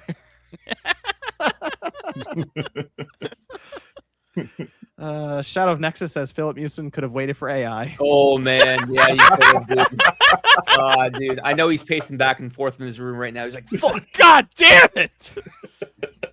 Well, he was at, one of the few times John actually had to issue a public apology. Really? Wait, what? What happened? Yo, I need. I don't want to bring up bad memories for John. I'm sorry. No, that was the night of the PSP 2. He had a public apology for that too. The few times you've had to do it so few times in your illustrious career, John. One of the few times you've ever had to issue a public apology. That was it. That was the one. Wild. Can't win them all. Yeah. Rukia says member for 3 months. Shout out to Rukia. Cat Corgi says RGT Mr. Iguana confirmed for WWE 2K26. I saw that. Very cool. Okay. Cat Corgi says where's Amish 1 and half Michael Jackson / just off doing famous set work stuff. Churning butter. So, okay. Yeah. Building the barn somewhere. Well, CD Key says, is Steam Deck OLED worth it in 2026? Saw the restock and impulse bought. Yeah, Steam Deck OLED's still good. It is starting to show its age, though, since we're like more than 4 years removed from the Steam Deck coming out. So people are starting to like grumble, be like, where's the Steam Deck 2? Not a great time to release it. I'll say that right now. So they got some time. I didn't know they had a restock. I think the top end OLED one came back in stock, the 1 terabyte model. It's been kind of wavering. It's like the top one was in stock, then the other one was in stock, and then it kind of went, back and forth. Like it's weird right now. You know, it went out of stock, which is kind of interesting. The PS5 Pro went out of stock. Really? Yeah, Resident Sony's Evil website. effect. It went out of stock. I was like, wow, really? And you're right. It could be Resident Evil. It could be like how many do they have available because it is kind of that premium device, but it's on Sony's own website. So You that, didn't say that right. You want to try that again? The P word? what did I say? Pisser too? PSSR? No. Premium Oh. item. I was like, Oh my God. okay. That Yeah, was off. probably a little bit of Resident Evil, a little bit of they're not producing a lot of them. They're really mass producing kind of like the $3.99. Like the one that's been $3.99 has been doing really well. The Fortnite one. So I think that's getting a lot of run right now. Yeah, but they got the PS5 Pro at least out of stock status. That's how it was yesterday. So I didn't check today. Maybe it's back in stock, but I'll look in a minute. Cat Corey says RE9. You'll feel like grace levels are long at times. They're slower going. Yeah, they're slower. Yeah. See, I can't really comment on that because it's kind of a spoiler. Got it. Okay. Gotcha. Zoop says I got hit clip from McDonald's as a child. They did that. Nice. I didn't know that they did that. Oh. Yeah, they I did. got a stuck in McDonald's the prison, the McDonald's prison on the playset as a child. What? No, he means like the As a ball prison? pit, right? No. But they usually have the the thing you can playground. climb into. Yeah, and yeah, then yeah.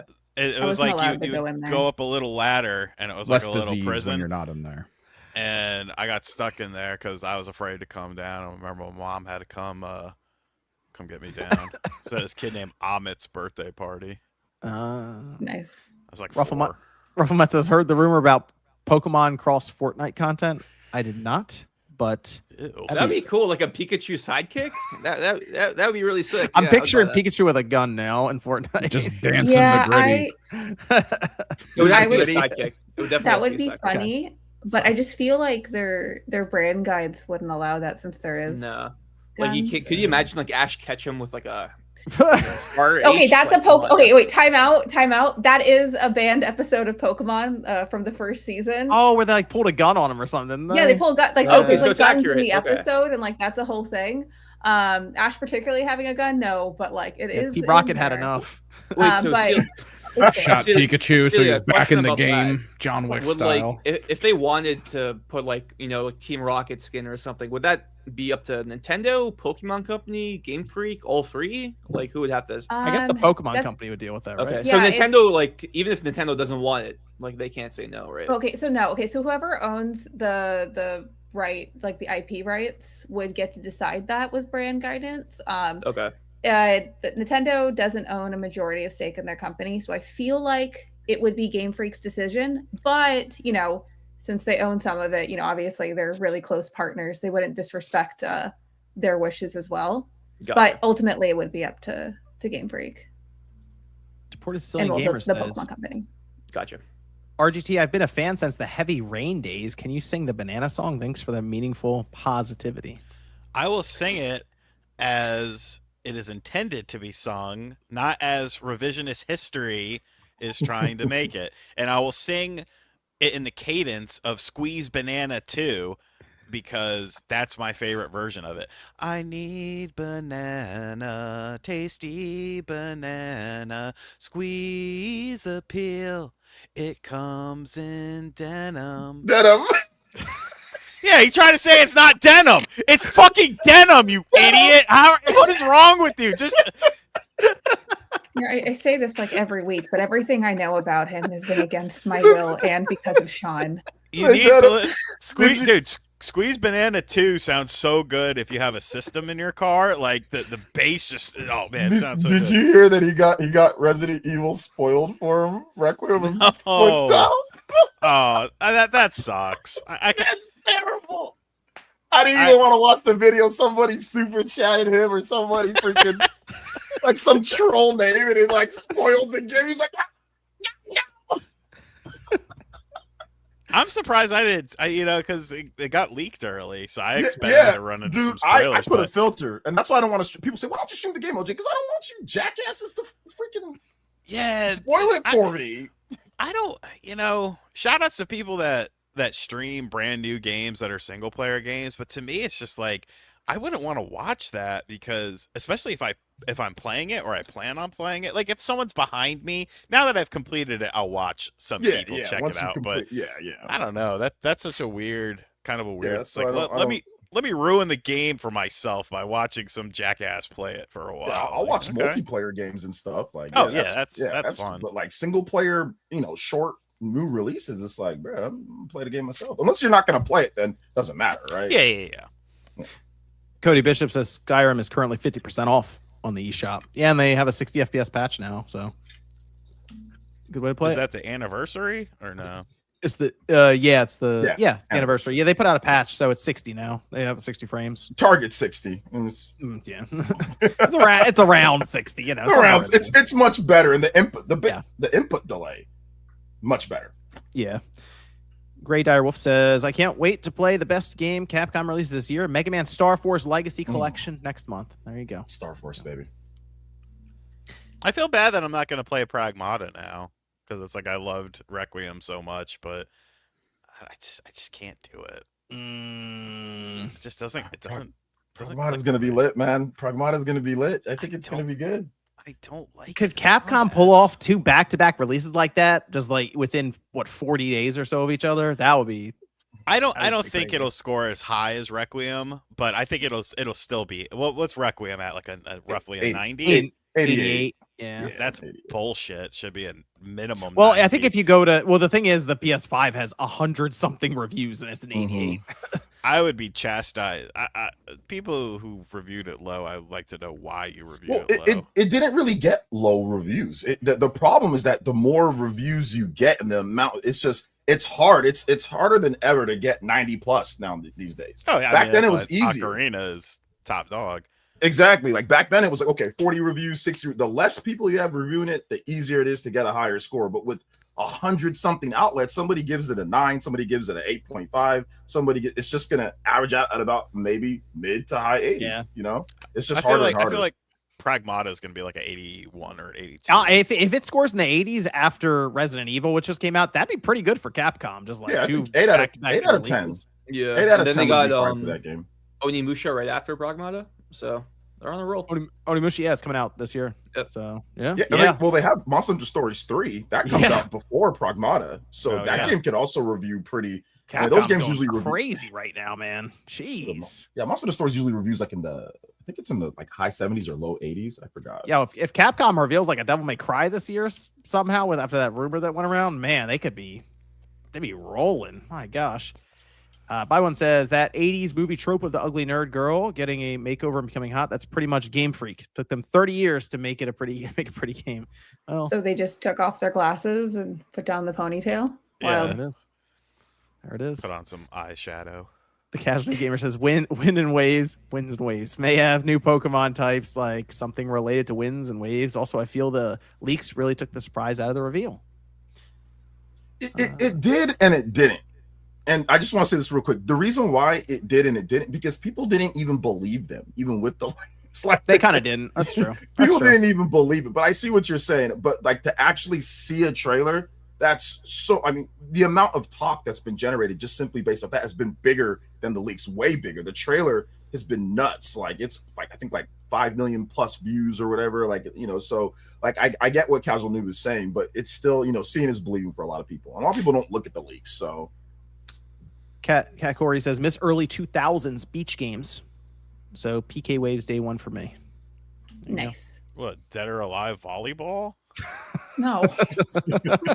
It says why Gale of Darkness for Coliseum on NSO. Great either way.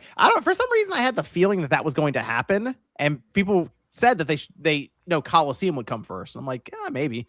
I don't know. Like, somehow canonically, yeah. Is it like Gale of Darkness, like the second one technically? So you would think that Coliseum would come out first. Gale of Darkness is interesting because it has a single player RPG. Like it's actually set up like a full single player game. So it is. Yeah, it's great. Yeah. Steve says Drag X Drive, great. Use mouse controls. People forgot about that game is gone. Wow. People memory hold that game. Yeah, that is definitely the Destruction All Stars of the Switch 2 for sure. It kind of is actually. Yeah. At least it wasn't 60 though. Was it that? Destruction Okay, All Stars 60? No, that was 20. They Yeah, wanted they- to charge 60 for it. They and then wanted had to, 60. like, reverse. Oh, okay. Did they Yeah, put it that at was 20 at launch? I thought They they put just it on. put it. They put it No, on they- PS Plus, and then it was also 20, I believe. Yeah. Oh, okay. Yeah. Yeah. What about foam stars? You remember that shit? Oh, yeah. I mean, Did that game come out? Yeah. Yeah. It It came it out. got like a year of support too, which I was so surprised by. Yeah, it Yeah, got it got about a year. canceled. And Foam Stars, the interesting thing is that there's some good ideas in Foam Stars. It's a mess on the screen. Like you Yeah, can't it really see is a visual mess. Yeah, it's a visual disaster. But I got into like the beta and I played it. I mean, yeah, I see what they're trying to do, but I think they shouldn't have made it like a hero Splatoon shooter thing. They should have made it to where it's customizable gear and you can change and not lock it to hero. In my opinion, I think it should have been. They should have copied Splatoon a bit more with that instead of making it like a Splatoon / Overwatch type game. But whatever. Shinru says, "Evening Spawncast. Hope you guys are well tonight. If you've committed a crime, who do you not want to see? Batman, Daredevil, or Spider-Man go?" Probably Batman. Yeah. I'd say Daredevil. Batman. I don't go fuck. I'll beat the fuck out of Daredevil. But Batman and Spider-Man. Isn't he blind? Wait, Yeah. hold on. He basically can see better than people who can actually He's see. blind, but all of his senses are like heightened to like a million. He can hear you. Oh, man. I'll Fucking fart in that dude's Daredevil. face. Get the If you fuck outta fart, here. he's gonna know Respect, exactly brother. where Wait, you Radek, are. what are you bringing to the table? Hold on, You're very hold on. confident in this Daredevil fight. Have No, you gotten come a on, lot Daredevil. of fights before? Hold on a minute. Yeah, I've Daredevil been is- in a few scraps. Yeah. Did you Three pick hands. him because he was blind? No, we're not starting. I this right am. now. No, Uh-huh. no. Okay. Yeah, you My guys blind did. brothers and sisters. Interesting. You're like, wait, like out of all of them. Interesting. Learning Just some like new that. things There- about you. Just like I I play saw the Ben color-based Affleck games movie. with Nate. Wasn't Colorblind bad. fucker. You do. That's right. That's right. Wins a You win, do. baby. Nate was like, "What the hell is going on in Marathon? I can't see there." It was- Yeah, how did he play Marathon? Do well, they have a colorblind mode? I mean, actually, yeah. When you turn it on, it'll ask you. It has all these settings for colorblind Wait. mode. So I guess he had to go through because there were like 8 different settings for it. So he probably had to go through and find which one was right Yo, for him. This is Yo, a dumb Nate- question, but can Nate play Splatoon if he has colorblind issues? I Do don't they think have he- colorblind mode with that? I don't think he can play. He can play. I make that motherfucker I'm play going to Dr. text Mario. him and Yeah, ask I- him He if did. he can play Splatoon. Hold on. No, I'm pretty Sean sure I made him- played with him once. Yeah. Yeah, Was he yeah. good at Sean- it? Mm, Sean made him play Dr. Mario, and like Nate couldn't figure out. Wins a And win, Sean baby. was like, yeah, like, dude. Oh my god. That is like cruel. It's like he's just on all these damn pills. They're just Don't moving talk to and me. Talk to God. It's not my fault. all these Oh my pills God, are guys. going down. They all look the same. Later store says, I'm playing RE8. Once I finish it, I'll jump on RE9. That's what Radek's doing. Yep, that's my plan. I'm sorry. JV Sorry, says suffered through that. Pom, Megatron, Jimmy Neutron, Lakers in 5. Lakers in There it is. Nice. The Lakers That's are kinda sharp, right? self-imploding. Yeah. They got LeBron taking the final shots instead of Luca. Come on, man. Well, yeah, LeBron's the GOAT, so obviously. It's a Shannon Sharp joke. It's a joke. Oh yeah, I know, but still, CD says, got to bring Philip back for the reunion episode. Hey, I don't even know where that man is. He's in Yeah, he's hiding. just doing a Wait, he's doing a whoa, regular whoa, day whoa, job. wait, was he on the show? Yes. Yeah. Dude, Oh, we used shit. to fuck with him. Like, he used to be. I He was like wasn't the watching early for that. episodes of the show. You go all the way back to like Yeah. the first like 10 episodes. Yeah. He was bailed when he got the IGN job. Damn, bro, he he was cut a you guys off. Holy fuck. He was a big Switch content creator at one point. One of the bigger Switch content yeah, he creators. should have Yeah. stayed solo. Yeah, He probably would have made more fucking money than working at IGN. He would have made way more money than what. Not even probably. He would They have. made him move out there. It was Because crazy. Yeah, they made him uproot. He had like a white girl and like a kid and shit. I told you guys what happened with that, right? IGN wanted to hire me. They Yeah, I reached out- remember. and I said, I'm not moving to Sanford. What the hell? I'm not moving there. I'm not moving there. It costs too much. So then, whatever. They went with that, and that's fine. But I'm thinking to myself, why would he take that job? Why? His channel was blowing up. It was doing good. But, whatever. This is DC Fat Cat says RGT time to pre-order Red Fable Spa Massage Boys. Is it up? Let me take Is a it look up? here. Red He Fable. just- I was looking through the list. I saw a hentai. What was it that just came out? Hold on here. it was like lines through hentai or something. Where'd it go? Tito says, I beat Trails Horizon, no spoilers, but now that Falcom is doing worldwide releases and the next one isn't even announced for Japan, it's a lot easier and fun to speculate what happens next. Hentai Frames, Sweet Memories. It's like a slide puzzle, and you get AI Asian women. Thank you. Okay. Frank says, I have reset it 700 plus times for that shiny starter Bulbasaur. Sunluck. Also, I am playing 1000 Year Door, and Hawk is rocking me. Wild. Holy shit. I think I found... So, there's a company called Secret Games on Switch. Here's their game library.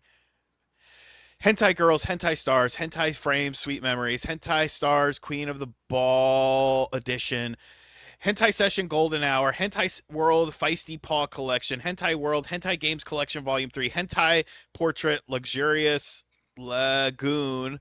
I had to click it to see the full name. Hentai Girls Fiery Tail Collection, Hentai Golf, Love Elysium, Secret of the Goddess, Hentai Vision Golden Beach, Hentai Vision Dreamy Dates, Hentai Golf Ultimate Challenge, Hentai Games Collection Volume 1, Love Elysium, Anime Clock, Hentai Dating Stories Brazil, Hentai Solitaire, Hotten Hentai Paradise Edition, Hentai Academy Classroom of Desire, Hotten Hentai, Hentai Session, Hentai Vision, Hentai Session Exciting Encounters, Hentai World Loyal Companionship, Hentai Girls Bold Claw Pack, Hentai Stars Rising Star Edition, Hentai Girls Loyal Heart Edition, Hentai Stars Silent Streets Pack, Hentai... You kind of get the gist of Sean, it. are you learning about You got the slop jackpot. developers? So Did you just learn about Sean, slop developers? There's like today? 40 more games after this. Yeah, They all have and there's a hentai. lot of companies that do this. Sean, before you go ahead and buy that, just know on the eShop, you can't sell games with explicit content in it. So they've taken all of that out. There will probably be like lewd things, but it's not going to be what you're hoping for. So I just want to let you know. Go back to Pause Edition. Is there cats in there? It's furries. Celia, do you really want to go there? Do we need to talk about Friday? I didn't know a Ren and movie? Stimpy collection came out. Yeah, it came out. Friday. On Game and Talk? What'd you guys... Oh, well, I guess you have to watch Game and Talk.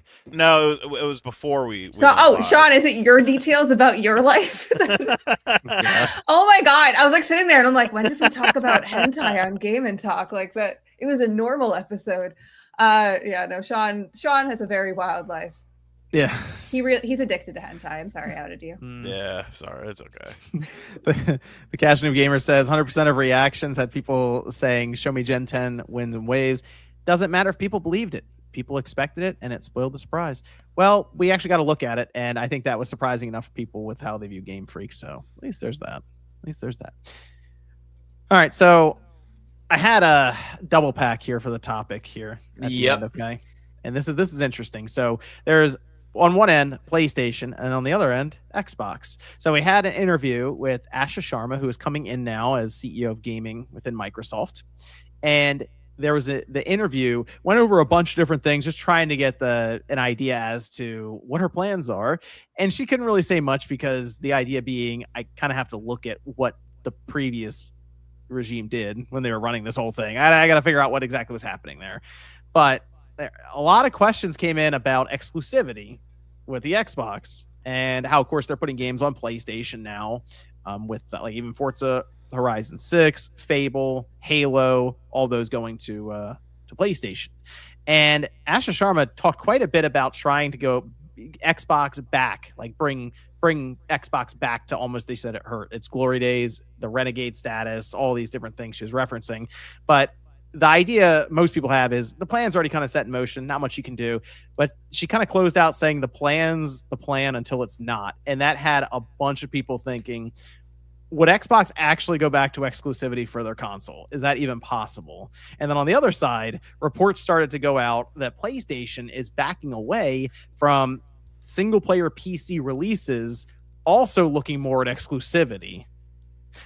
So it's kind of this interesting discussion on both sides with the idea of, okay, the exploration of heavy multi-platform, with Sony's case, even just being PC, with the one, I mean, they had the Xbox release for Helldivers 2. That falls more in line with live services. Yeah. Exclusivity is Lego coming back Horizon up Adventures. as Yeah, okay, Lego thank you. Horizon was Yep. on, and the MLB, but it's like a technicality too. Yeah. They force it.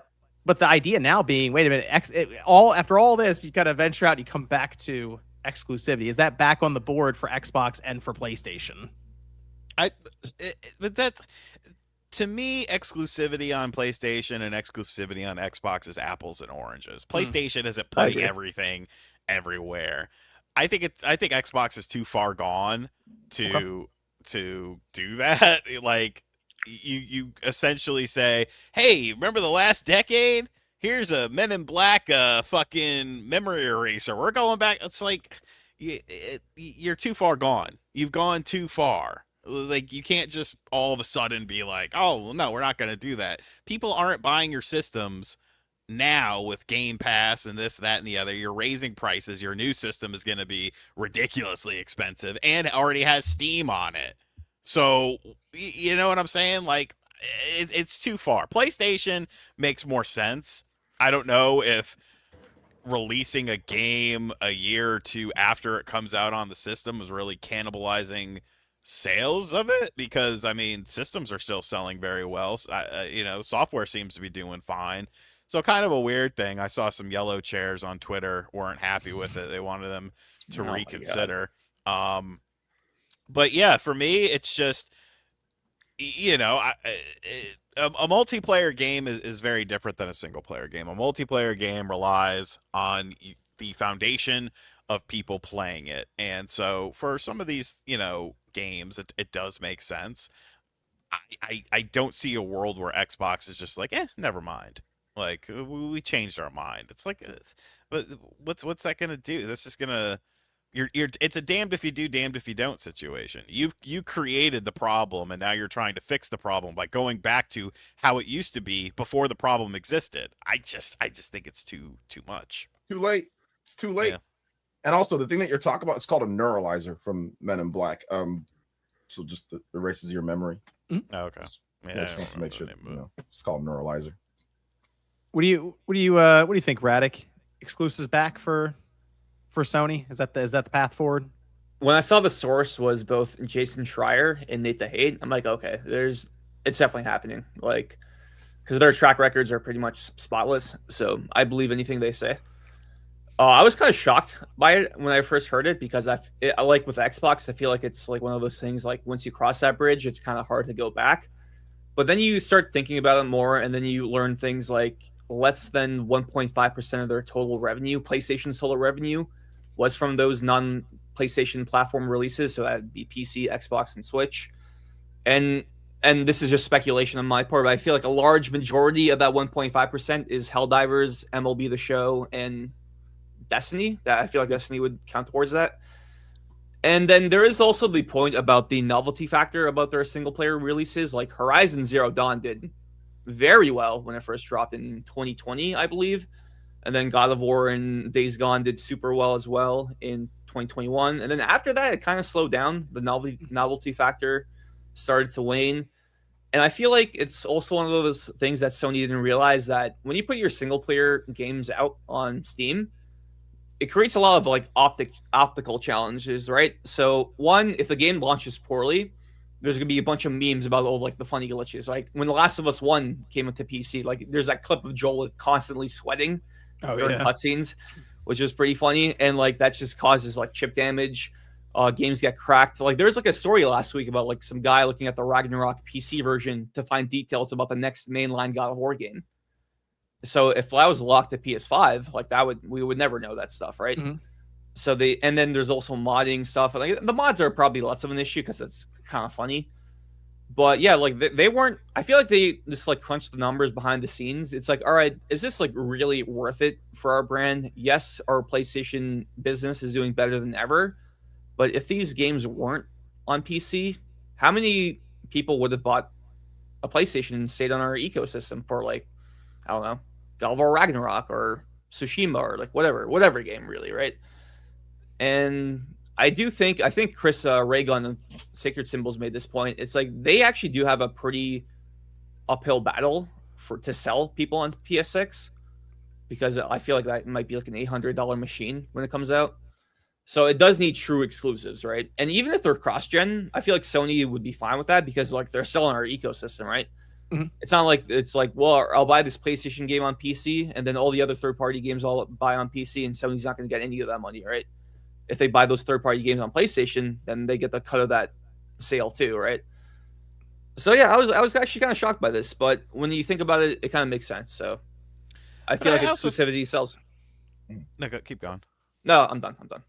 I also felt like the writing was kind of on the wall with PlayStation 5 games going to PC, considering that Gran Turismo 7 never went to PC, and that's what everyone's been waiting on: widescreen support, the 4K, this, that, and the other, and it never went. And I always thought to myself, that's kind of strange, because that's one of their, overall, cumulatively speaking, that's one of their largest IPs. That's one of the reasons to get it's a PS5. technically a live service game for them. It is their biggest IP. Yeah, so the fact that never made the jump, I always thought was very, very puzzling. And, maybe it was more of just a test at the end of the day, just to see, because it's never, they were never day and date or anything, except for Helldivers. But once again, that's going back to live service stuff, so. Yeah, it was that was day and date. Lego Horizon was day and date. And I think was day and date. They changed their tune because I think part of it is because of how aggressive Microsoft is now with multi-platform. I think they can get that extra revenue simply just from Microsoft putting their games on the PlayStation 5. Think about before, it wasn't like that. When they were making all these, yes, Microsoft had already kind of committed to multi-platform, but it wasn't as much. Things take a long time in corporate, the corporate world, like with strategies and certain things. They don't always shift over, but I think now they're seeing all these different Microsoft games that are coming over to PlayStation. They're getting a ton of revenue, and they're thinking, do we really need to put it on PlayStation like day and date and jeopardize potentially getting console sales? And I think everyone just talks about the sales, right? They can do so much more on PC, and I get that, but you also need to sell your system too. And if you don't have exclusives to sell your system, how are you going to sell your system as much as you want? So I think that's the scenario that Sony's in. It's like, sure, you can release more PC stuff, but people will probably buy your system if you have some exclusives, if you have some good exclusives, and is it worth the risk? That's the thing. Is it sometimes you don't want to find out, you know what I'm saying? It's like you can pick wrong. Things are going okay for Sony. So why change up the formula too much? I mean, I still think they're going to release some games on PC, but I think that have your exclusives, have your multiplayer on PC. You can do that. If you feel like there's an IP that's single player that would do well on PC too, and you don't think it's going to be crazy on PlayStation or sell the system, then maybe you put it on there. But it shouldn't be I think it's like a case by case basis. I think that's how they should treat it. They shouldn't treat it like it's one way or another, based on the game. That's how you know if it's going to see if it's going to be on PC or not. It is funny how the PC ports resulted in that PS5 has no games joke, and people are it's just a joke obviously, but the spirit behind that joke is no true exclusives, And then once we get this news, those same people are like, why aren't they porting games on PC? Do they hate money? So it's you can't really have it both ways, do you want the PS5 to have exclusives or do you not want them to have exclusives, It's just that's just haters, you know what I'm saying? People I know what you mean, for sure, but it's that removes that narrative, it just creates optical chip damage, right? No, I'm agreeing with you on that aspect of what people are saying. No exclusive, or no games, and then where's the games you put up this? Why don't you put it on there? So it's you can't have it both, I guess, or whatever. But I get it. I get what PC people are trying to say. Hey, if you do this, look at Resident Evil. That's one of the things that I saw PC. Look at how many that could be. The next whatever game. Right? So we'll see though.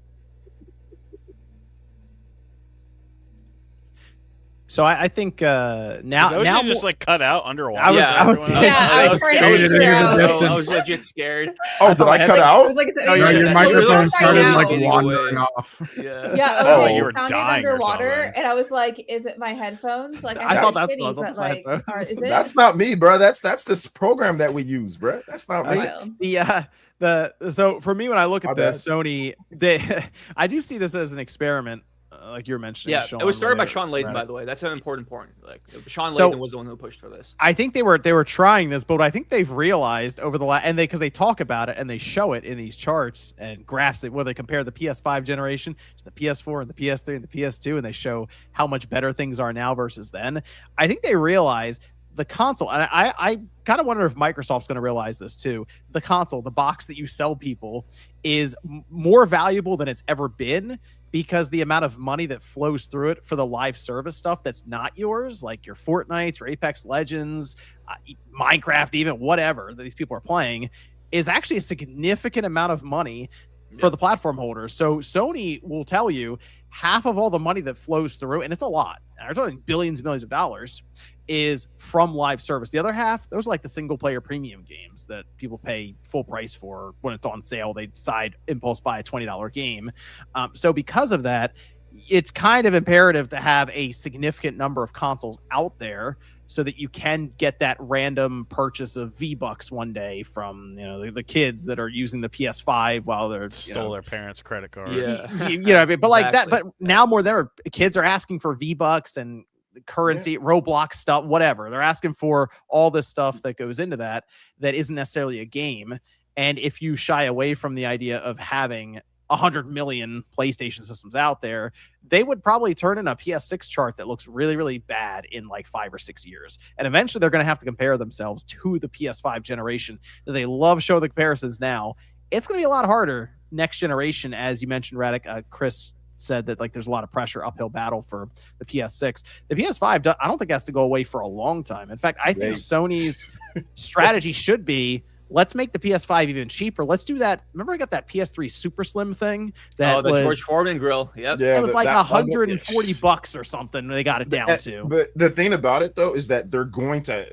I think if that's a necessity, that they're going to have to do that with the PS5, because once again, economy situation plus the price of these new systems, I don't think you're going to be able. And they did it with PS4. It's not like they ditched the PS4. They did support that for a while, but I mean, the PS5 might even be longer than that. Just because, it will be longer. It might even, because it's such a, and I think it's a testament to their engineers, because it's such a well-designed system when it comes to just like consoles. It's really well designed. It's good enough. It's powerful. It can play a lot of things in good frame rates. Usually in the past, we'd be like, oh man, the frame rates are struggling in a lot of these, even some of Sony's first party games sometimes, like with the PS3 generation, Killzone, a few different games we're kind of struggling towards the end of the gen, that's not the case now. You got Ghost of Tsushima, it looks great, and they have the PS5 Pro there for people too if they want to pick that up. So the price of this next system, PS5 Pro, $750, you can't expect people, even 2 years from now or 3 years from now, you can't expect people to drop that much or anywhere near that for another system if they just bought a PlayStation. And you also have to look at it this way, like people always talk about, oh, it's a 5-year-old system. Not really. There's a chip shortage, a pandemic. Most people did not get it, could not see one. It was scalped to death. Most people could not even get one in the first couple of years. So really it only feels like a 3 year, in my opinion. It feels more like 3 years or so because of that chip shortage, because of the scalping, because of all the issues.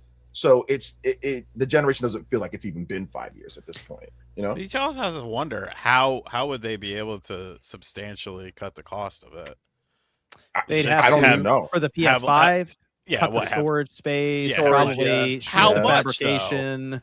How much could you realistically? Probably 512 gigabytes. What they probably do. One Call of Duty game. Yep. Yeah, it's more expensive nowadays. And you know what? It'd be really smart of them. Do that, but make it so it's very easy to put an NVMe drive in. Not like open up the side, unscrew it, and have it. I think it'd be cool if they had a slot loading spot on the back where the NVMe of certain sizes will just literally click in.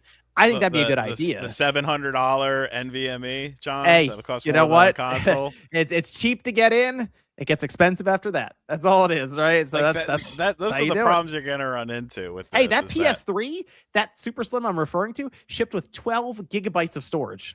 John, that's a different time frame. No. So- This was the that's end so of the ghetto. PS3 generation. God We had ask Evan, how many hard drives do we install? And they didn't even make when they first sold, they didn't make a bracket. We had to use cardboard to make it work. That was awesome. Oh, really? Oh, Yeah.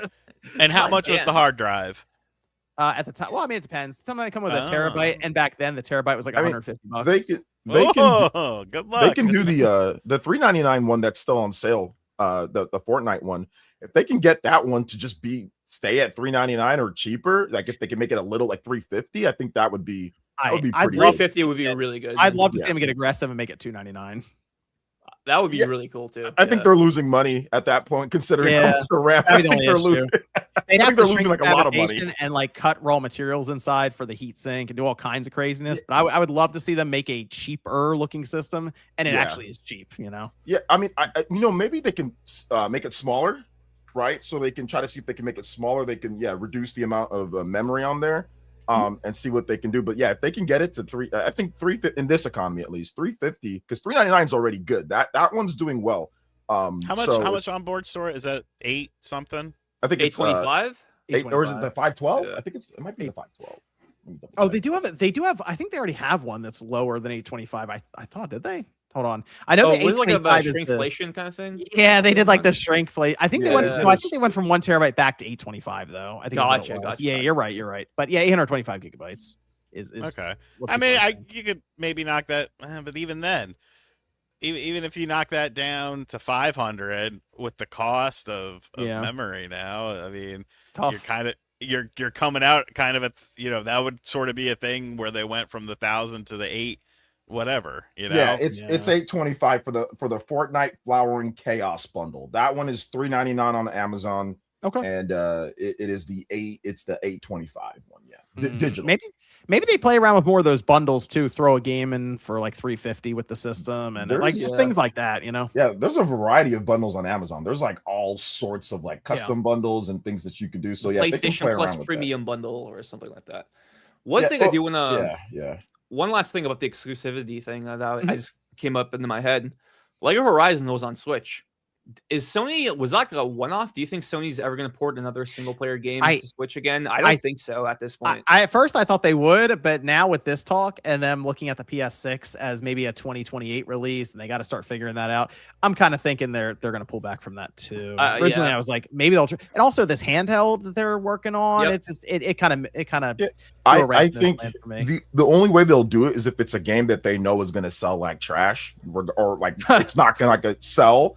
Like if it's like one of the old Sony Japan games or something like that, or licensed games from Bandai Namco. Yeah, exactly. Yes, I mean, stuff like if it's like PlayStation Publishing LLC, like I don't think so. I was shocked that Sons of Sparta wasn't on PC and Switch because I feel like those would be those would make sense for that platform. But the fact that they aren't on PC and Switch, I think it's okay. They don't gotta. They can leave that.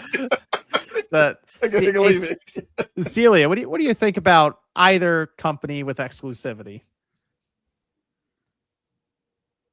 She's making some you're muted right now. You're muted. Okay, can you hear me now? Yeah, you're good. You're good. Hi guys. Okay, so with it, I don't know. It's more consumer friendly to have it anywhere and everywhere. It seems cool, but exclusivity is what sells consoles. No one buys a console for the sake of buying it. They buy it for the games. So it is cool to hear that Xbox might be leaning towards exclusivity again. User acquisition in general is expensive. So I'm kind of curious what their game plan is going to be to do that and how they reshape, the consumer buying habits and get it back to more of a healthy ecosystem. Say it, Celia. What do they got to do? I don't know. Good luck. No, you know what they got to do. You know what they got to do. They got to restructure Game Pass. Yep. Yeah, yep. I know. They have to get rid of the day one thing. And there's a lot of things. People who are paid a lot more than me will need to figure that out to see how they're going to do it. But either or, it's going to be short-term or long-term pain to get back on track for things. So consumers are going to be very angry at them for a very long time. And if they're able to, then maybe we could have a revival. But even though I know that they're promising us the world right now for Xbox, they just had a publicly turbulent regime change. So, it's probably trying to get stakeholders and consumers' faith back into what the new leadership is going for. Only time will tell. But once again, I want to see a roadmap. I think it would be awesome for them to share and have that transparency of this is how we're going to do it. And to get people more rallied up in the base rather than saying, we'll try our best, As for PlayStation, no, it does make sense. You guys made some really good points about since the PlayStation 6 is being pushed further, which I agree with that choice to do that in general for. It doesn't make sense to muddy the water and get their IP in other places for as of right now. Sure, it would be in short term a great way to boost up more cash, but it would create competition for reasons to not get a PS5 and to focus on other console bases. So we'll see. I do think though that maybe they would do a Lego game, a license thing on another platform. So I disagree with that, just for the fact that it's variation enough with their IP where that they can garner possible new users for PlayStation in the future by gaining familiarity with that. So I could see another Lego game being released on other platforms, but it's just the style of it. They're not holding it on the same platform as they would hold Horizon. Lego God of War. That'd be so rad. Cole Eastwood doing all sorts of backflips if Xbox goes back to exclusivity. That man is gonna have a mental breakdown, and I'll be praying for you, Cole. I'll come on the podcast when we can talk. I think Game Pass has to be the first thing that gets looked up. Cole can say what he wants because his editing's good. That's the be all end all. People just forget. Oh, well, the editing's good, so it doesn't matter what he said. I'm so curious to see what their plan is, because the plan should be do the opposite of like 80% of what they did before, but do that. Yeah, that's what it should be now. Look at it and be like, let's do the opposite. Let me go through some of these super chats as we finish up here. ACOG says, I slacked on my RE journey and now I'm playing RE7 when everyone's playing RE9. Oops. Game's actually terrifying. It is. No, it's good, man. Just play. No stress. No worry, man. Cody Bishop says, MobaPad just opened pre-orders for their Pro Joy-Cons. Tijo says, meant to ask you, Radic, you ever play Trails? No, I have not. The last Trails game was a remake of the PSP game, right? Yes, Trails in the Sky, first chapter. Yes, first chapter. Okay, that's the one I'll be. Yeah, start with if you're gonna play, start with it, but just know it's a journey. It's a journey. All right, gotcha. Casual Gamer says OG didn't move to San Fran because of feces on sidewalk. Thank you. That's the real thing. Sonic says, when a football manager takes over a new team, we don't demand answers from the day one. I mean, they do a press conference almost day one, though. Are you crazy? Do you know how Jim Harbaugh has been getting grilled as the Giants guy? What the fuck are you doing? How are you going to make his team better? Sony, Casual Gamer says, Sony may expect less PC gamers as RAM prices soar. That's also true. Yeah. Ed says, Radic for Click R3's third castmate. We have guests, so maybe we'll have Radic on for a guest appearance in an episode. That'd be fun. Maybe. Is it available? Maybe. We could do that. Sketches of Harmony says, as long as Booty gets a fair shake, there's hope. Hey, that's a good one. I will give you that. Good stuff. Paul says Sony said they wanted PC gamers to get PC gamer players to get PS5s for sequels. I doubt that happened, so Sony's backing off. Also, did Sony get its dev costs under control? The last one, probably not. The first part was always kind of like a huge jump in logic for me, because like, how many people were really doing that? They bought God of War 2018 on PC, and then I'm gonna buy a PC for Ragnarok. I'll buy a PS5 for Ragnarok. Probably not that many people. Not all. Yeah. Micah says, was dope seeing RGT on Kind of Funny TV this week? KFTV this week? Knicks Fan TV, stupid. I was like, kind of funny. What were you on there for? I don't think you're on there for anything good. Oh, God. I'd never be on there. Yeah. I was on what? Knicks Fan TV. Come on. No. Not for me. No disrespect. Just not a show for me. It's more of a DSP guy. Yeah, I'd rather go on a DSP show 100%. Yeah, I was on Knicks Fan TV. Kind of funny. You wouldn't go on Kind of Funny? No, probably not. Oh, okay. You was on there talking Knicks though. Knicks Fan TV. Knicks Fan TV. They blasted Jets, bro. They had to apologize. Wait, what? You didn't see all that with Kind of Funny? What happened? It was going around social media that people were posting all over the place. I guess they had to apologize and they reached out to him and stuff. Oh, wait, so there's like beef? Oh shit. Not I guess really. there was. I think they got it worked out. They got it worked. It's just Okay, two they nerds. patched it up. Okay. Well, no, I don't think they spoke with Yeah. each other. They didn't speak with each other. The dude came out and gave like a half apology or something like that. But Jez been getting his ass whooped. Like people have been attacking him like crazy over social media. Sad. So yeah. Fransby gifted 20 Small Wave memberships. I saw people in the chat thanking Fransby for dropping some Small Wave memberships. Shout out to Fransby as Shout usual. out. Fransby. Howard.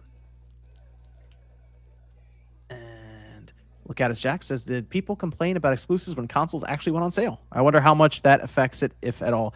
Yeah, the exclusive talk is always strange on social media now. Maybe it's just because they're older. It's like I remember just buying systems for games back then, or asking systems for games for like Christmas and stuff. So I don't know. This is kind of how it's been. And back then we had weird bespoke hardware that's not as frequent now. So it was always interesting to see what they get out of it. Not weird, unique. It was unique. Okay, unique. Hardware. Unique. Had The Saturn was strengths kind and of weird. weaknesses. Good kind of weird. Good kind of weird. 2D. It was a good weird. 2D. You wanted to play 2D fighting games? You're gonna play them on PlayStation 1 or you're gonna play them on Sega Saturn? Thank you. Probably PS1. You're gonna play the crusty subpar versions. I mean, yeah, but that was what everybody had, bro. I didn't have a choice. Nobody had a damn Sega Saturn. Well, I have a Sega Uncultured. Saturn. of course. Silly ass one. Yeah, I saw a Inbox. Sega Saturn and I played it. I played it at certain, but I never owned one. I never had. I had a, So is what it We is. go around here as we finish up. Celia, where can everyone find you? You can find me on Game and Talk. I do a podcast with Josie and Sean, and sometimes, a long time ago, Nate. We do it every other Wednesday. We just did an episode on Friday to talk about Pokemon. So that's fun. I also sometimes stream on there. But you could also find me on X, I'm Celia B with 3 E's, and on Instagram, I'm Kosher Gamer. And also, I just want to plug that Mina the Hollowers demo is going down Tuesday. So if you want your last chance to play the demo on PlayStation 5, go check it out. For reals this time. It's the last time you can play the demo. But if you missed the demo, it's okay. It's the tutorial. You get to play it when you play the game. Coming out spring 2026. Okay. Lot of positive buzz for Mina the Hollower, guys. Lot of positive buzz. Dude, it's so fun. If you ever check out the Yacht Club Games Twitter, I post my gameplay on there because I just like to show off. It's so fun. Like, you guys are going to have such a blast this spring, 2026. You can't let the guys, we got to make sure that we support this, all right? Oh, yeah. This We game remember comes the out, Bloomberg there's article. No Yeah. bullshit with Okay, this one, hey, guys, all okay. right? No bullshit. Oh with my this God. one. Support this game, all right, guys? Like, for real, no cap. I'm not joking. Like, really, like, go out there, like, support this. This is like a lot of work that they put into this shit. So support it, you know? Yeah, it's been like almost 6 years, man. Games take Yeah. a long time, even the 2D ones. Start saving right now. You'll have them. Well, we don't have a price. We haven't yet, announced the price, but it's a very good price. Yeah, it'll be a good price. So $80. Fuck. Okay, no, if we sell one copy of the game for like $10 million, we're set. Okay. There it is. So All right, game key all card. right. We got a $80. number. Game key Oh my card, God, $80. imagine. Let's go. They did update the eShop. Now it says 2026. yeah, like okay, Mm. 2020. So 2026 was the actual date. 2030 was the placeholder. You know, we wanted to put something ridiculous, but then people were like, short delay is what, 4 years? And we were like, no. Anyways, play Mina. Radic, as you're about to give your outro, I want you to remember that it was from Soft to open the door for Blue Point with Demon Souls, and actually ended up shutting the door apparently with Bloodborne. So Yeah. And you can find all about that on my recent video on YouTube at Real Radic. I'm on at Real Radic on Twitter as well. But I did talk about that in my recent video, so please check that out. If you're watching, I really appreciate it. I also want one other thing about the report that I do have to mention: the fact that Blue Point was working on not only a God of War live service game, an Atreus focused live service game is fucking ridiculous, man. Like the fact that that pitch went through is like, oh my God, what are we doing, man? What are we doing? could have But given yeah, a talk Shadow of about the Colossus PS5 with extra bosses that were cut. Honestly, like that is funny. Like a PS5 remaster of a PS4 remake does sound pretty funny on the surface, but like they did that with every other PS4 game, like a proper remaster, like a cheap. Like I do want that game in like a proper 4K 60 mode because we don't have that yet. There you We're go. probably not going to get that. So I do like that. The fact that they pitched the Ghost of Tsushima spinoff as well, it's like that's like the most boring Ooh. choice. Like let's fucking Yeah. remake Infamous, dude. What are you doing? That'd been man? boring. Yeah. OJ, where can everyone find you, sir? Yeah, find me right here on YouTube, Player Essence. They'll have our giveaway that's going down, giving away Switch 2 once we hit certain amount. So appreciate you guys all subscribing for that. I'm going to have Resident Evil gameplay stuff, PS5 Pro. I'm going to talk about that, I think, tomorrow. We'll see. I might have something else. And then Monday will be Resident Evil for Switch 2, so I'll talk more about that. I pretty much stream every single day. I think it was like a day or two I take off. But yeah, I stream all the time, talk about video games, and I cover RPGs and Nintendo stuff. So if you're into that, then check out the channel, Player Essence. And I appreciate everybody here. Thanks for having me on, like always, John. And let's go over to Sean. You can find me on RGT85. I don't really know what I'm doing tomorrow or the rest of the week. So there you go. And then Evan. Well, you can find me on social media as well as Twitch and YouTube at Kimmerich Project. I stream a very niche thing at a very bad time of the day. So if you can swing through and hang out, that's perfectly fine. I'm trying to finish up a project. So we just chill, talk, and I just paint a lot. So super fun. And Callan Shaw dropped in saying, John, would you ever do a video with advice for getting kids into gaming, how to build that dexterity with controllers and not just touchscreens? You probably wouldn't like my answer from the experiences I've had, because it's yell at them, beat them. It's old man yells at the cloud. Hold the GameCube controller. The game that's actually worked really well for this, because it introduces twin stick and moving the camera while also strafing and moving your character, is actually Fortnite. Dude, as sad as that sounds, it is. It is. Here's a game that I played with my daughter yesterday or the other day. Fall Guys. That's also another game, because you've a lot of different stuff that you jumping, dodging obstacles, things like that. Crabbing, so Fall Guys, yeah, it's not bad for kids, trying to learn the controller inputs and stuff. I don't know. I play Fortnite with them sometimes because they want to try to have a crew and go through it. And one night we won 3 battle royales in a row. Nice. And one of the kids had 20 kills or 20 downs or whatever. I'm like, John, what? Oh. And he's 6. And I'm like, what? It's just, yeah. He's better than you. You suck, man. You ain't getting that many kills. Cultivating a mass murderer. Good job, I usually get like 15 or so at least, and he had like 20. And he may have stole a couple. Okay, that might have any proof that you got 15 kills. I don't believe it. You got to stream it. In Fortnite, I can do quite a few. I do pretty well in some of those matches. I don't believe it. Sorry, stream it, and then I'll believe it. We could run a few. We could run some. But no, I was shocked. But yeah, it's. Sadly, it is something like a third person. Well, why is that sad, bro? Like, put some respect on Fortnite. Come on, now. I'm never. All right. An original statement. They learn the dexterity with that, but then they also learn the gritty. So it's not helping. Okay, it's not helping. He said never. He was serious too. He ain't doing it. I told Sean. Fucking old head energy, man. I told Sean he's gonna learn right foot creep, and he's like, "What was that towards me?" I'm like, man, Sean, you really are old, dude. He said old head energy. Oh my god. That's what it is, man. The older you get, you're more like, man, leave these kids, bro. All right. Thanks everyone for tuning in. Appreciate it. We'll be back next Saturday night, 9 p.m. Eastern time.